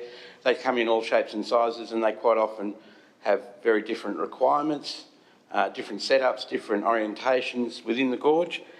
And that has been okay, I suppose, but the impacts and the management issues that go along with that can be quite complex. It might mean, you know, moving vehicles, heavy vehicles in different areas of the gorge, and it might mean requiring power or services in certain areas that haven't been serviced before. You know, so with that in mind, there is the opportunity for council officers to work on an event site master plan that might be able to encompass our desire for these family-orientated events to continue, but also make it easier for those organisers and more palatable for the community. Thank you, Mayor. Thank you. Councillor Harris? Any other councillor wish to speak? I'll put the motion. Those in favour, please raise your hand, and that is all councillors present. That is carried. Move on to 13.2, Pedestrian and Bike Committee. Move Councillor Mackenzie, seconded Councillor Harris. It's tongue-tied. Councillor Mackenzie, do you wish to speak? Just to note that we had some great presentations from city officers regarding the City Heart project and also the transport strategy, which I think is really quite informative and very helpful for that group in doing their bit as the Pedestrian and Bike Committee of the council. Thank you. We have Councillor Harris. Any other councillor wish to speak? I'll put the motion. Those in favour, please raise your hand. And that is all councillors present. That is carried. 13.3, Tender Review Committee. Move Councillor Mackenzie, seconded Councillor Spencer. You wish to speak to it, Councillor Mackenzie? All set in the recommendation, Mayor. Thank you. Councillor Spencer? Yes, I'll speak on this one. Yeah, we had a few people tender for the cleaning of the this building, and the price we've got there is very reasonable. I don't think we could even employ people to do it for that price, so I'm quite happy with that. And the other one for the weed spraying around town, that's a very reasonably priced too, so I'm happy to support all this. Thank you. I'm pleased you're happy. Any other councillors wish to speak? I will, well, Councillor, who moved it again? Was Councillor Mackenzie? Do you wish to close? I'll put the motion. Those in favour? That is all councillors present. That is carried. Move on to Council Workshop Report. Move Councillor Soward, seconded Councillor Harris. Do you wish to speak to it, Councillor Soward? Only very briefly, Mr Mayor. There's obviously some very important work listed in that list of things that were discussed, but I just wanted to very quickly touch on the strategic and financial planning approach. You know, for me, it was a really significant presentation. A lot of work had gone into it, and I felt that it explains to a very high degree the hard work that goes into that, and as we often say, a year-long approach. The other thing too, which I think was very good timing, particularly, the Visit Northern Tasmania presentation, particularly in light of the challenges that the hospitality and tourism sectors face at the moment with COVID. So it was very interesting to hear from Chris Griffin in an excellent presentation there. And the City Deal work, which we touched on. Obviously, 3 levels of government working together effectively is very, very important. So it was good to get that update as well. Thanks. Thank you. Councillor Harris. Deputy Mayor. Thanks, Mayor. Just briefly, given Councillor Soward's reference to a number of the other items that have been discussed over the last 2 weeks, wanted to reference and touch on the 10 Days on the Island presentation that came from the organisation after the success of the 2021 festival. Obviously, lots of challenges with regard to COVID and the opportunities, I guess, that created in terms of the exposure and availability of Tasmanian artists, but also to reference the wonderful work and legacy that Jane Haley in the role of CEO will leave behind. It's been announced publicly now that she'll step down from that role before the end of the year, and we congratulate her and Lindy together with the board with regard to what they've been able to achieve, and importantly what they've been able to do in repairing the relationship, strengthening is a better word, the relationship with Launceston and Northern Tasmania to ensure that we get adequate coverage of the event spectrum this year and into 2023. Thank you. Any other councillors wish to speak? Councillor Soward, wish to close?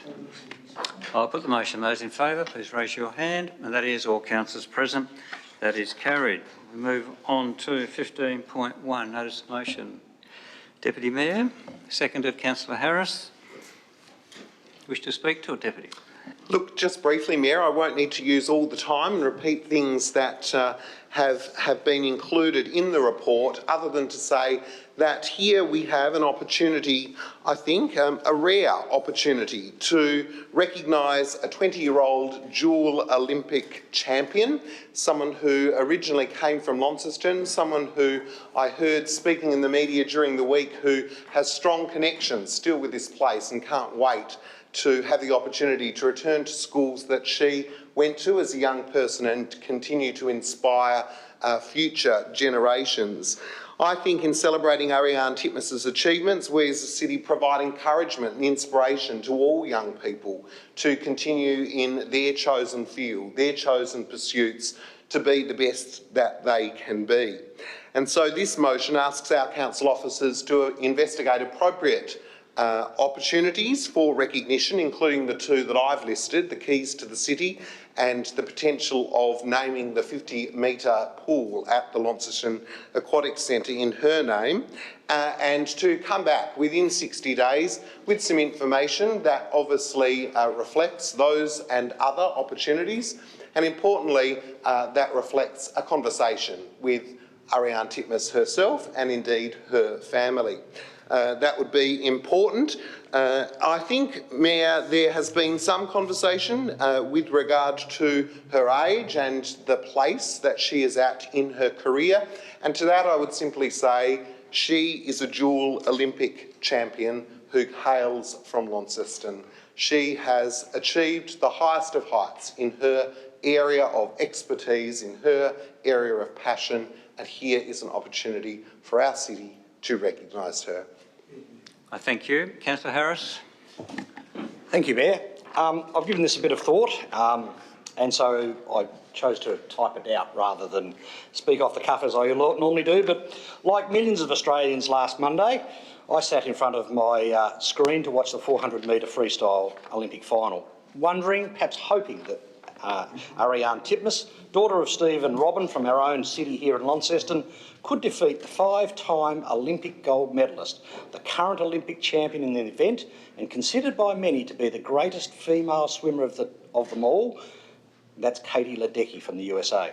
It's history now that Ariane defeated Katie Ledecky not only in the 400 metres but also the 200 metres freestyle, won bronze in the 200 metre relay and silver to Ledecky in her 800 metre event, and she became Tasmania's first individual Summer Olympic gold medalist, the first Tasmanian to win 2 Summer Olympic golds, as well as becoming Tasmania's greatest Olympian by winning 4 medals, all in her first Olympic Games at just 20 years of age. There was a general feeling of euphoria when I went throughout the community later that day, which I could only compare the emotions that I felt back in 1983 when Australia 3 won the America's Cup. And it seemed the whole nation stopped to watch history being made, and Launceston celebrated in a way that I'd never experienced before. Whilst this wasn't Australia's first Olympic gold medal, it was Tasmania's first individual Olympic gold medal. And almost immediately there were calls on Facebook to rename the Aquatic Centre or build a statue to honour Ariane. And whilst I could see a time in the future that perhaps an honour might be appropriate, I was initially quite dismissive of such calls. She is so young. What about the extra pressure it would place on her to prove that she was worthy of such an honour? She has undoubted potential to win more Olympic gold medals in Paris in 2024, Los Angeles 2028, and who knows, she might even push on to Brisbane in 2032. So why would we want to honour her in such a way now, when you could leave that to when she finally retires? And these were just some of my thoughts that were not only in my mind, but also expressed by many in the community. Make haste slowly was always one of my dad's favourite sayings. Progress with prudence is the motto of our city. And I still kept wondering, if we were to honour Ariane with keys to the city or a civic reception, or even like we did with Richie Port, and if we were to rename a pool after her, maybe that could wait till after she'd retired. But then I did some checking. You know, we have a Dawn Fraser pool, a Murray Rose pool, an Ian Thorpe pool, a Susie O'Neill pool. Petria Thomas has a pool named after. Interestingly, Emily Seabong has a pool named after her, and Emily won a silver medal in the backstroke event at this year's Olympics. So certainly we have history that says others have done this. But But still I had concerns. Now, I went to West Launceston Primary School, as did Steve Titmus. His older brother Grant was in my year, so I gave him a call and had a chat to him and Robin. Because as a father, I was most concerned at the pressure that naming a pool would put on someone so young. And that was really, I wanted to hear their thoughts of what it would be like. Would it be too much? Would it be too much that his teammates would want to cut down the tall poppy? Robin responded in a way that reassured me that Ariana's been living under immense pressure for the past few years. And in fact, when you think about it, as a 14-year-old, when your parents decide to uproot and move to another state to help you succeed in your chosen field, it puts a lot of pressure on you every day to make sure that what you've done to them is worthy of the event. So she's been under pressure since she was 14. Robin advised me that in fact she'd been interviewed by NBC from America, and there'd been the documentary that was shot had been shown, so much so that her friends in the US said that people now know the name of Ariane Titmus just as well as Katie Ledecky. So pressure, her comment to me was that I think she eats pressure for breakfast. And I think she's risen to the occasion and performed brilliantly by winning both the 400 and the 200 Olympic freestyle. So she's achieved so much already, and I guess there's a community expectation that she'll achieve even more in future games. But there is nothing in this world is guaranteed. There's no guarantee that we'll have a 2024 games because we might have a new variant that shuts down the whole world by that stage. She may have an injury that stops her from swimming, or in fact there may be someone else who's simply a better swimmer at a future event. And by then, the current enthusiasm for recognising her achievements may well have waned. So I suggest we should strike while the iron is hot. And if you can imagine a time in the future when having Ariane Titmus's name on a pool or as a key to the city... Thank you, Councillor Harris. Your time is up. Do you need an extension? Just a minute or so, if I can. Somebody move that, please. Move Councillor Soward, seconded Councillor Spencer. All those in favour? Thank you. If others can actually imagine a time when an Ariane Titmus pool up at the Launceston Aquatic Centre is to recognise the significant achievement she's made is the most successful way to be our most successful Olympic athlete, then I say let's do it now. So the Launceston kids can dream, they can dream to become the very best in the world and get their name up in lights just like Arnie. Thank you. Thank you. Councillor Soward. Thanks, Mr Mayor, and great opening speeches from Councillor, the Deputy Mayor and Councillor Harris. I'm going to confine my remarks to the notice of motion, and the commentary and the history is well contained in the report, and I thank the Deputy for bringing it forward. What the Deputy's asked, Mr Mayor, within this notice of motion is for our officers to investigate the recognition options, and is included too there within the recommendation. Now, probably like other councillors and yourself, Mr Mayor, I'm sure, and the Deputy, we received numerous suggestions that came from all points of the compass about what we should do, and it's great that people bought into it and got caught up in the excitement around just Ariane's wonderful achievements. What the Deputy's asking in this, Mr Mayor, is that our staff investigate. And that's great because it means they'll come back with a whole heap of information where we can make a decision about what is the most fitting. And I know that all of those people who contacted us and shared their thoughts and ideas, including those couple that the Deputy's listed, some that Councillor Harris mentioned and others, they'll be taken into consideration. It means that whatever we come up with, because we're not making that decision today, we're not deciding here today, we're going to get a really, really good report that's got lots of information in it. And I know if our officers use their wonderful search engine Google, they will find a ton of stuff like I did, including, Mr Mayor, that Sydney Harbour, as we know, an important part of the world, has ferries named after fantastic Australian Olympic champions. So it's not just pools and fields and the Cathy Freeman Park and other things. So there'll be some great stuff that comes back there. The really, really important thing, Mr Mayor, on reflection, and when the Deputy flagged this with us last week, I was very much on the sporting achievements and how wonderful they are. I mean, that's beyond, you can't argue with that. But there was something within the report that really, really hit me between the eyes. And I've reflected back on my time here when we've had Daniel Gill, Peter Sculthorpe and Richie Port. And one of the things I remember we did with all of those people is that we asked them, we talked to them, we sought their opinion, we got their thoughts. And Ariane, that's very, very important. Irrespective of her age, it's very important that if we're going to do something to honour someone, surely we should talk to them. You know, that's key to this, I think, because her input into this is to me, the most important thing, because it is indeed her and her achievements that we're honouring. In concluding my remarks, Mr Mayor, as I said, I will confine my remarks to what's in front of us. The champions of today are the inspiration for tomorrow. And I know in listening to what Ariane said over the journey to get her to here, Katie Ledecky inspired her, as I'm sure other famous Australian swimmers did. So at home at the moment, there would be people who've watched that and will use that inspiration of a wonderful young Tasmanian lady who beat the best female swimmer of all time. And we hope that helps inspire them in whatever they do, whether it be swimming or another sport or something in life, that you can come from Launceston and you can achieve great things. Thank you. Thank you. Councillor Mackenzie. I'll just say, wow, what a great young person, young lady.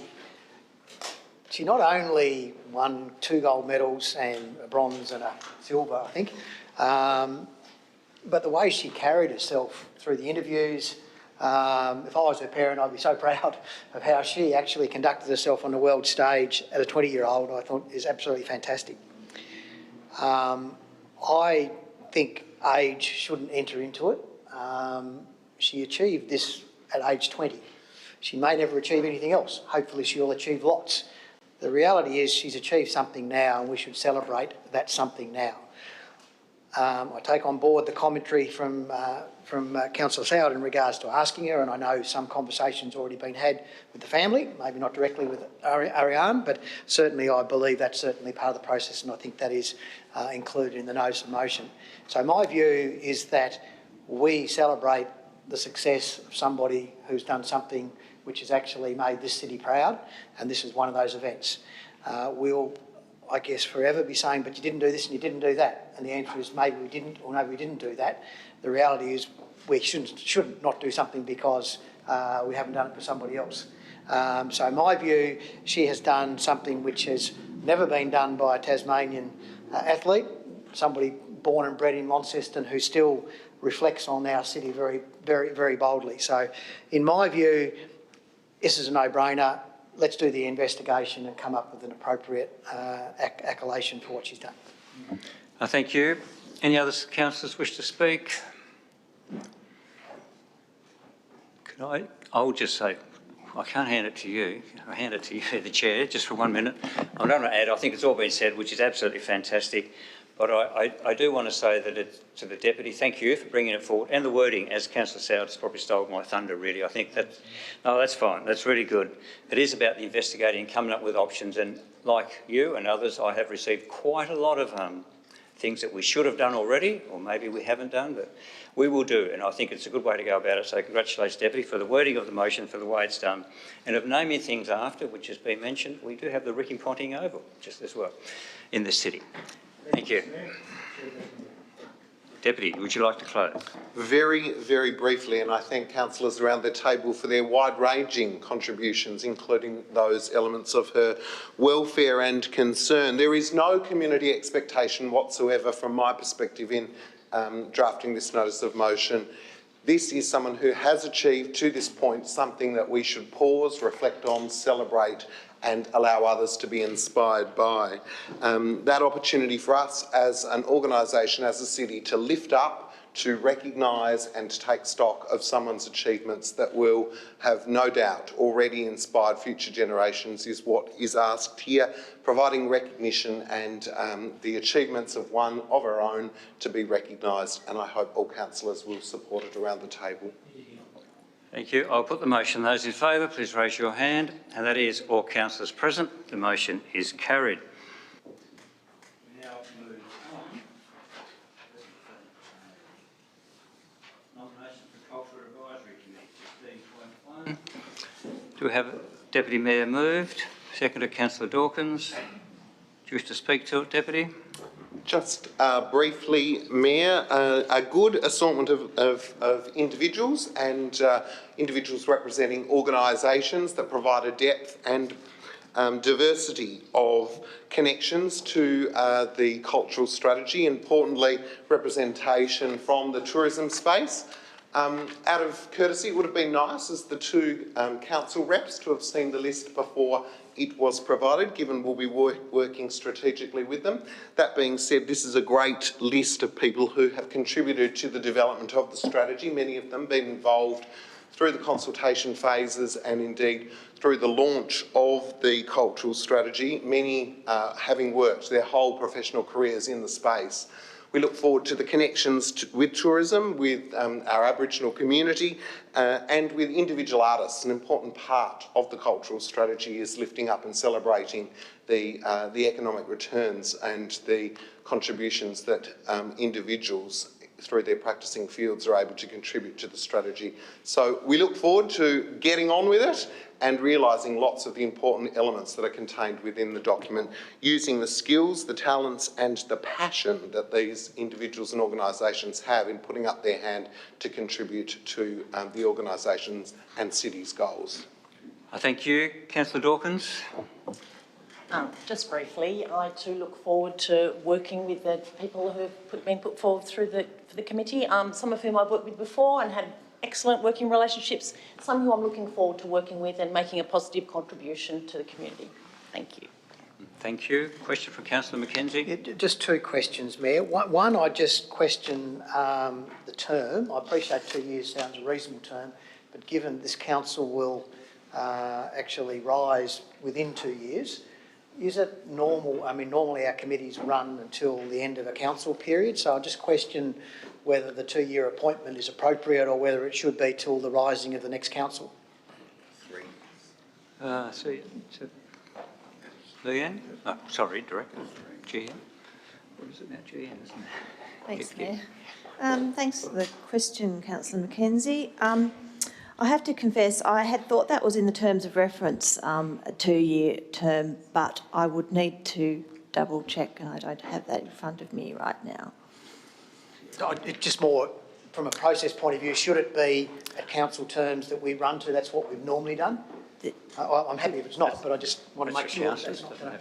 We could adjust it. Look, I think obviously this is a new committee and a 2-year term in terms of establishing and seeing how it functions, I think is appropriate. I don't necessarily think, I mean, the council reps are obviously, in this instance, obviously they're a big part, but in this case a minority in terms of the membership. So I think it's not the end of the world if councillors need to change membership.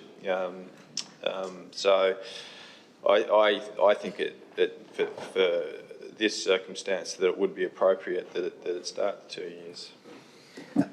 And I'll just confirm it does say that in terms of reference also, which is where we got it from. Yeah, I'm happy with it. I just want to make sure that was consistent with what we normally do. I guess the second question was just more like, could we do, I don't know all the people on the list and I would mind seeing if there's a short bio for each of them that can be circulated to councils, just so we know who they are. Thank you. Any other speakers? Deputy Mayor, wish to close? I'll put the motion. Those in favour, please raise your hand. And that is all councillors present. That is carried. We move on to 16.2, Cemeteries Policy. Where you go? Oh, that's it. Councillor McKenzie moved. Seconded Councillor Harris. Councillor McKenzie, wish to speak?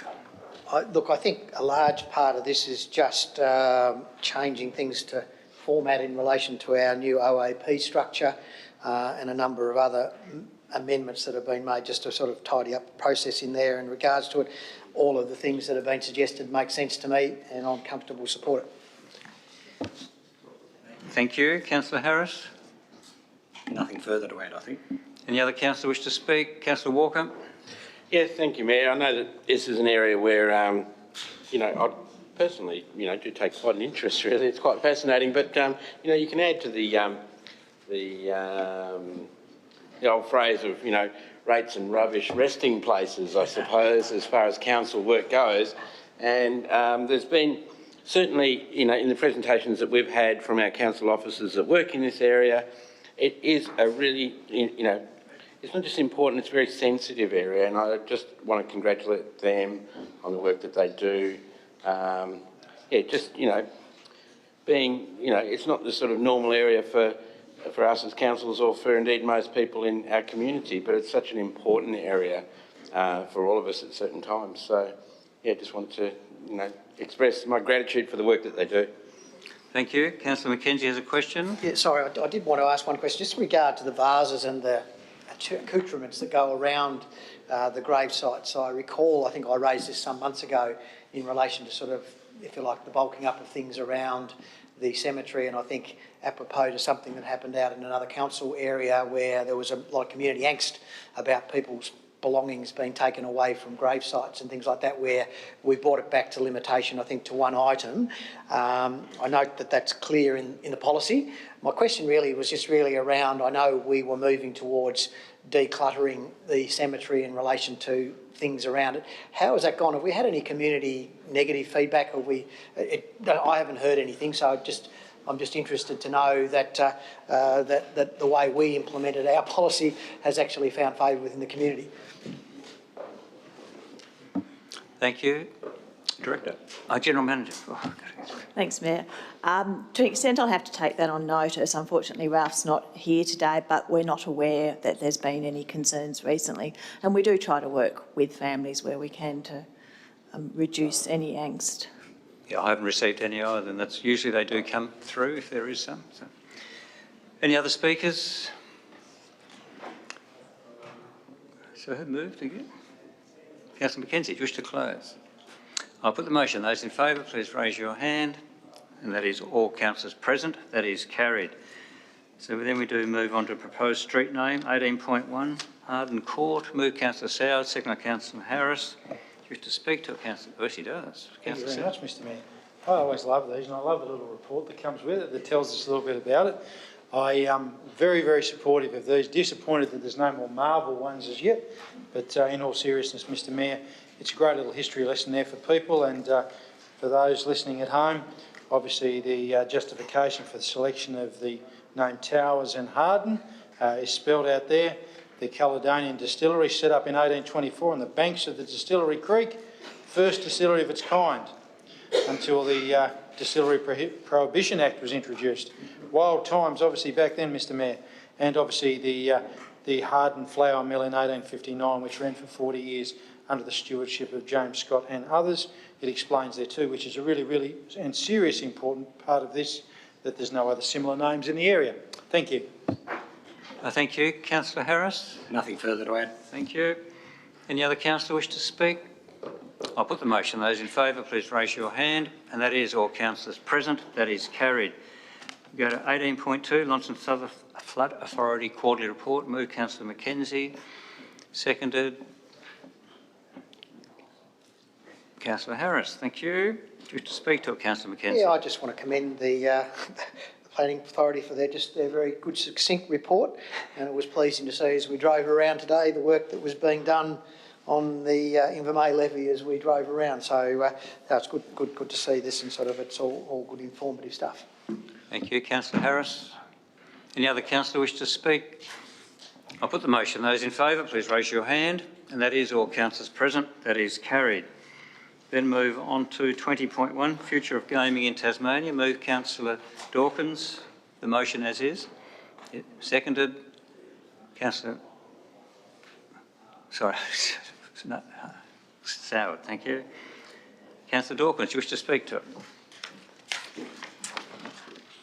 Thank you, Mayor. Look, there's so much in Pokies policy in Tasmania and in fact in Australia.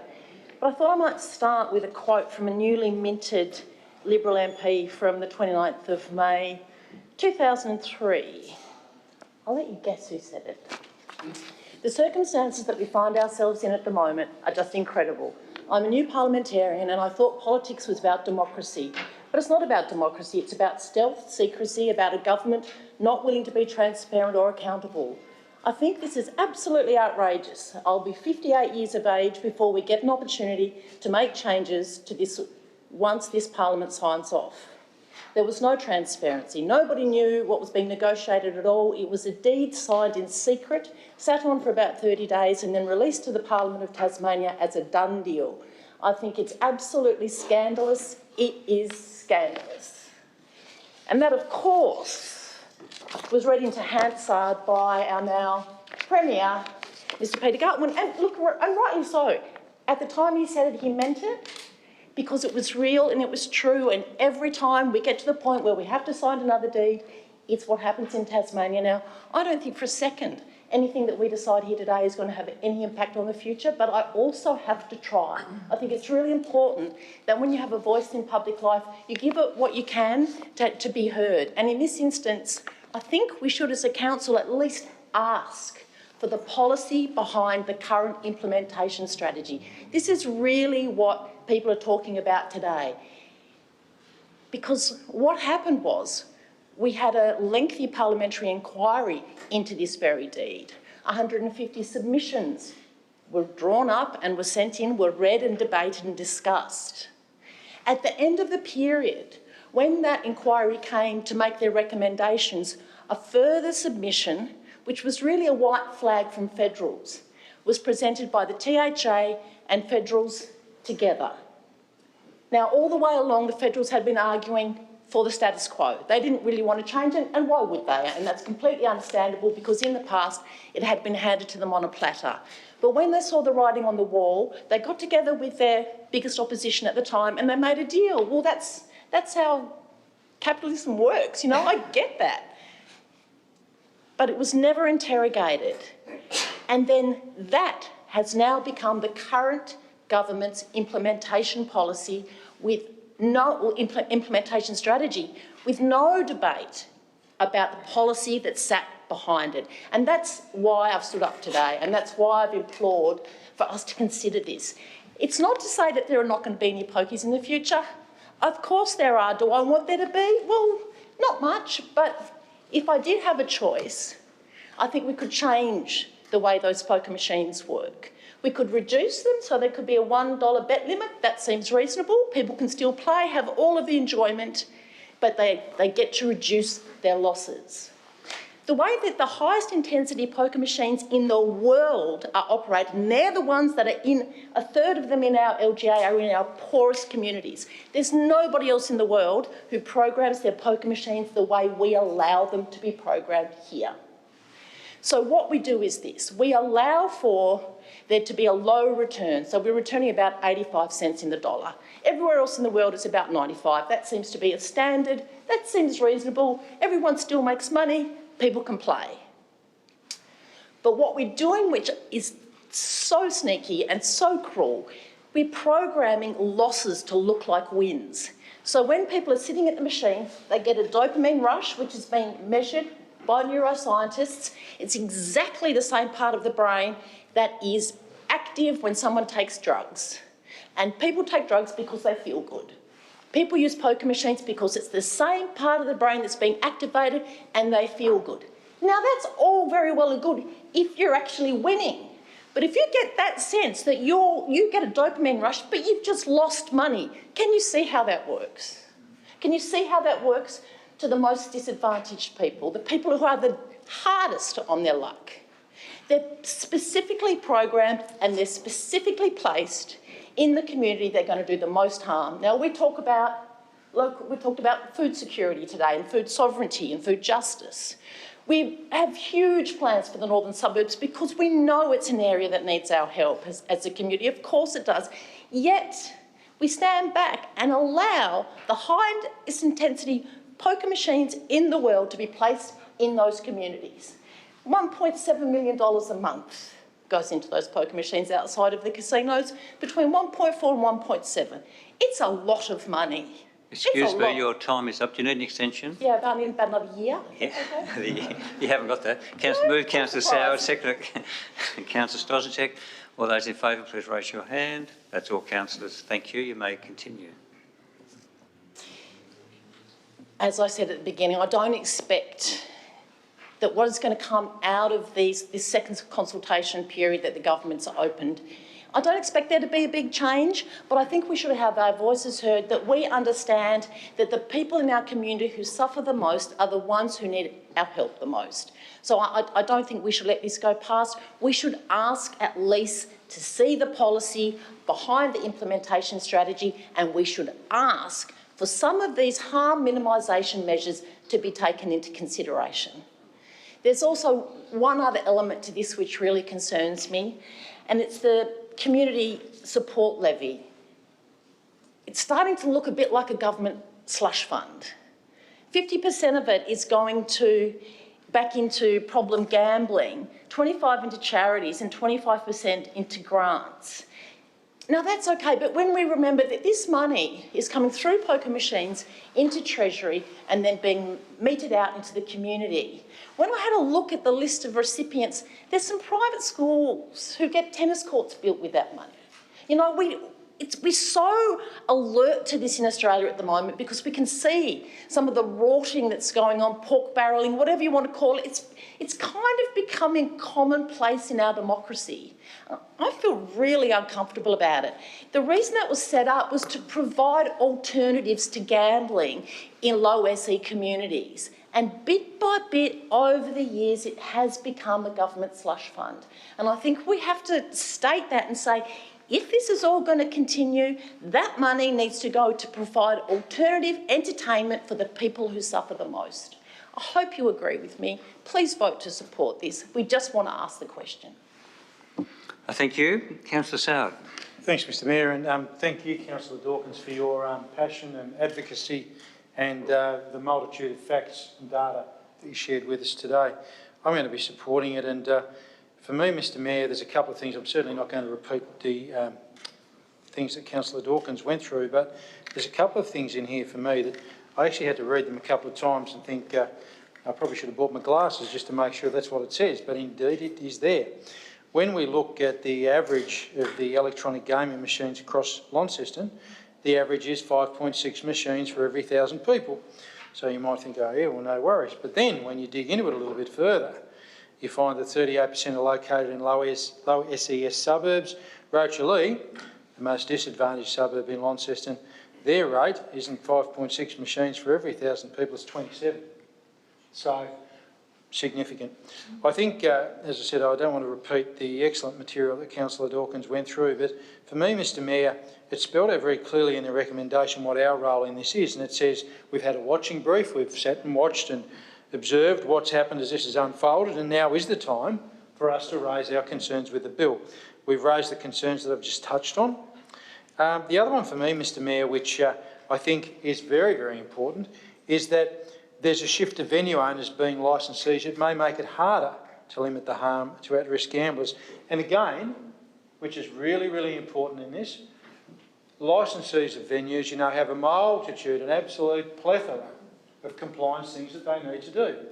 And they do it well. They've got their skin in the game. They've got their finances on the line running a venue. This is another thing now they've got to look after. Another thing piled on top of it. And the suggestion anywhere that, you know, oh, it'll sort itself out, it'll be right. Well, if people think that it'll be right, just tune into a current affair on most weeks, not a current affair, sorry, Four Corners on most weeks, and you see the effects of what goes on within the industry when things are just let to drift along. Mr Mayor, I really like the expression there that Council would like the government to release the policy behind the bill in order to facilitate a meaningful debate on the substance before the bill is introduced to Parliament.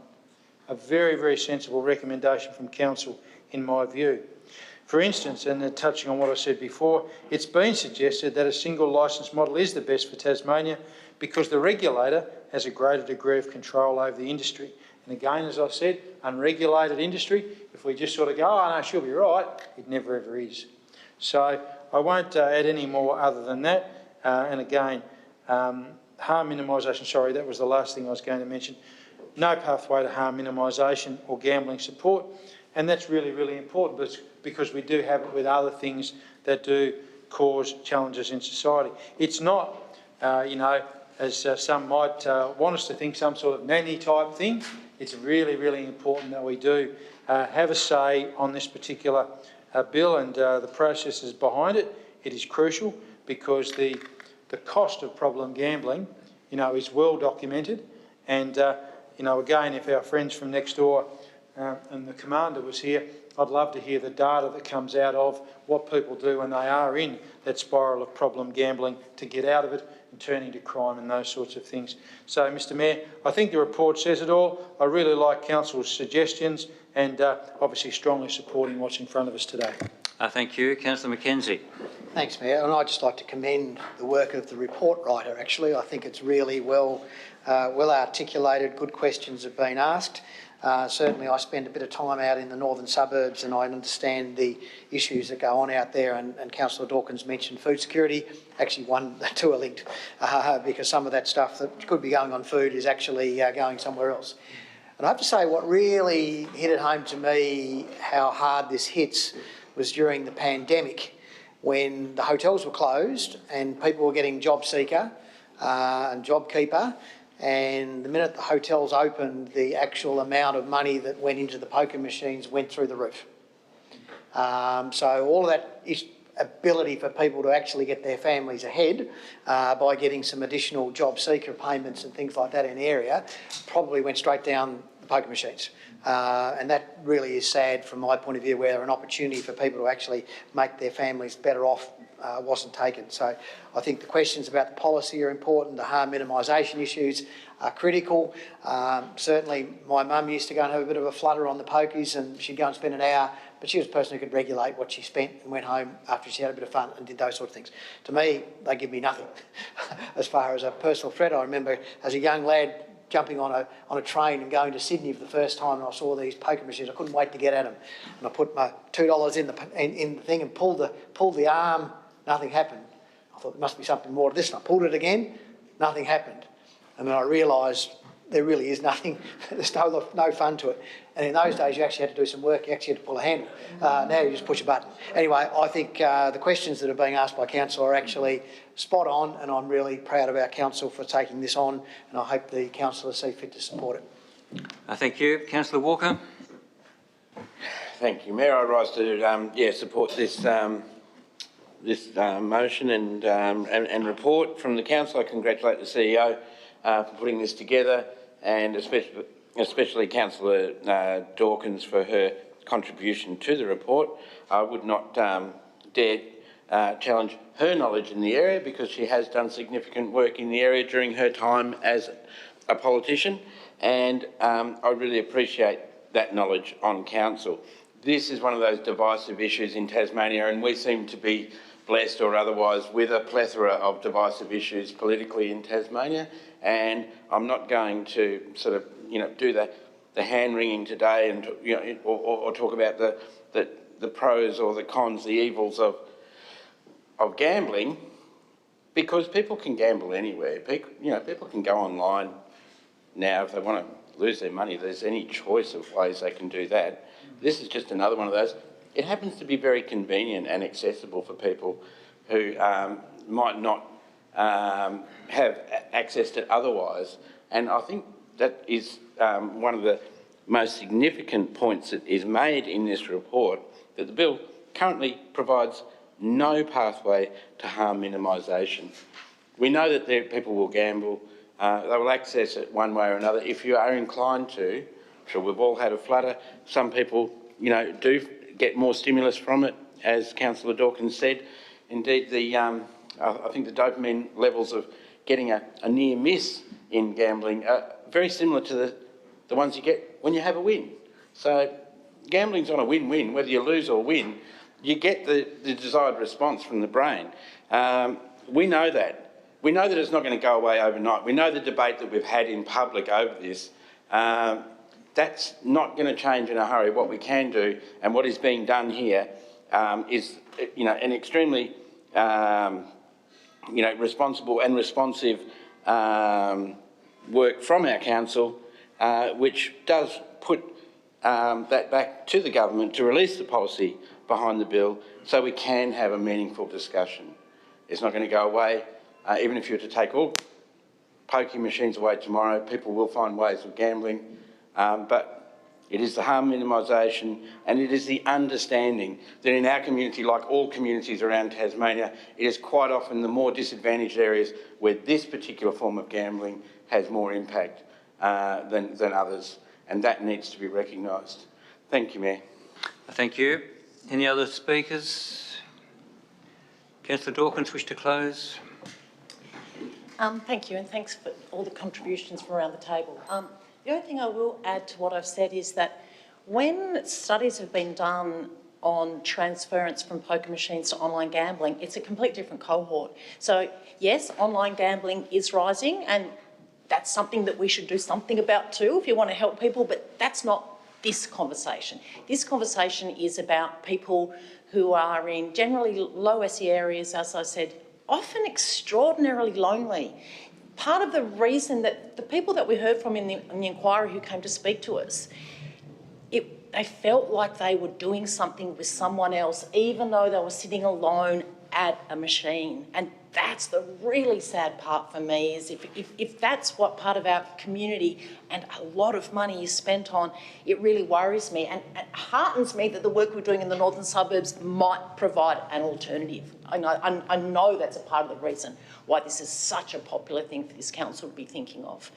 So, how do we progress? We can put a little bit of pressure on a government that is generally doing pretty well, and we can ask them to release that modelling, because all the indications are that once we separate that model and give individual licences out, that people will start competing with each other. And I think we've all seen what that competition can look like. It can be something as simple as a small bus being used to pick up people and take them to a venue, leave them there just long enough to lose their money and then take them home. Make them feel really special as they fleece them for every cent they've got. That's the biggest problem. The Liquor and Gaming Commission don't support it. It's very hard to find somebody in an official role who supports it. The past Liquor and Gaming Commissioner has come out strongly against this model. It appears that when people in those sort of positions of authority have finally got a voice, they often use it for good. And if you look at anything from Peter Holt, you'll find some really good material there. So please vote for this today. Let's just send a message that we do care and that we would like to see some harm minimisation measures taken into consideration. Thank you. I'll put the motion. Those in favour, please raise your hand. That's all councillors present. That is carried. We have a motion 21 to go into close. Moved Councillor Soward, seconded Councillor Harris. That we go into closed council. All those in favour, raise your hand. That's all councillors present. We'll now go into closed council.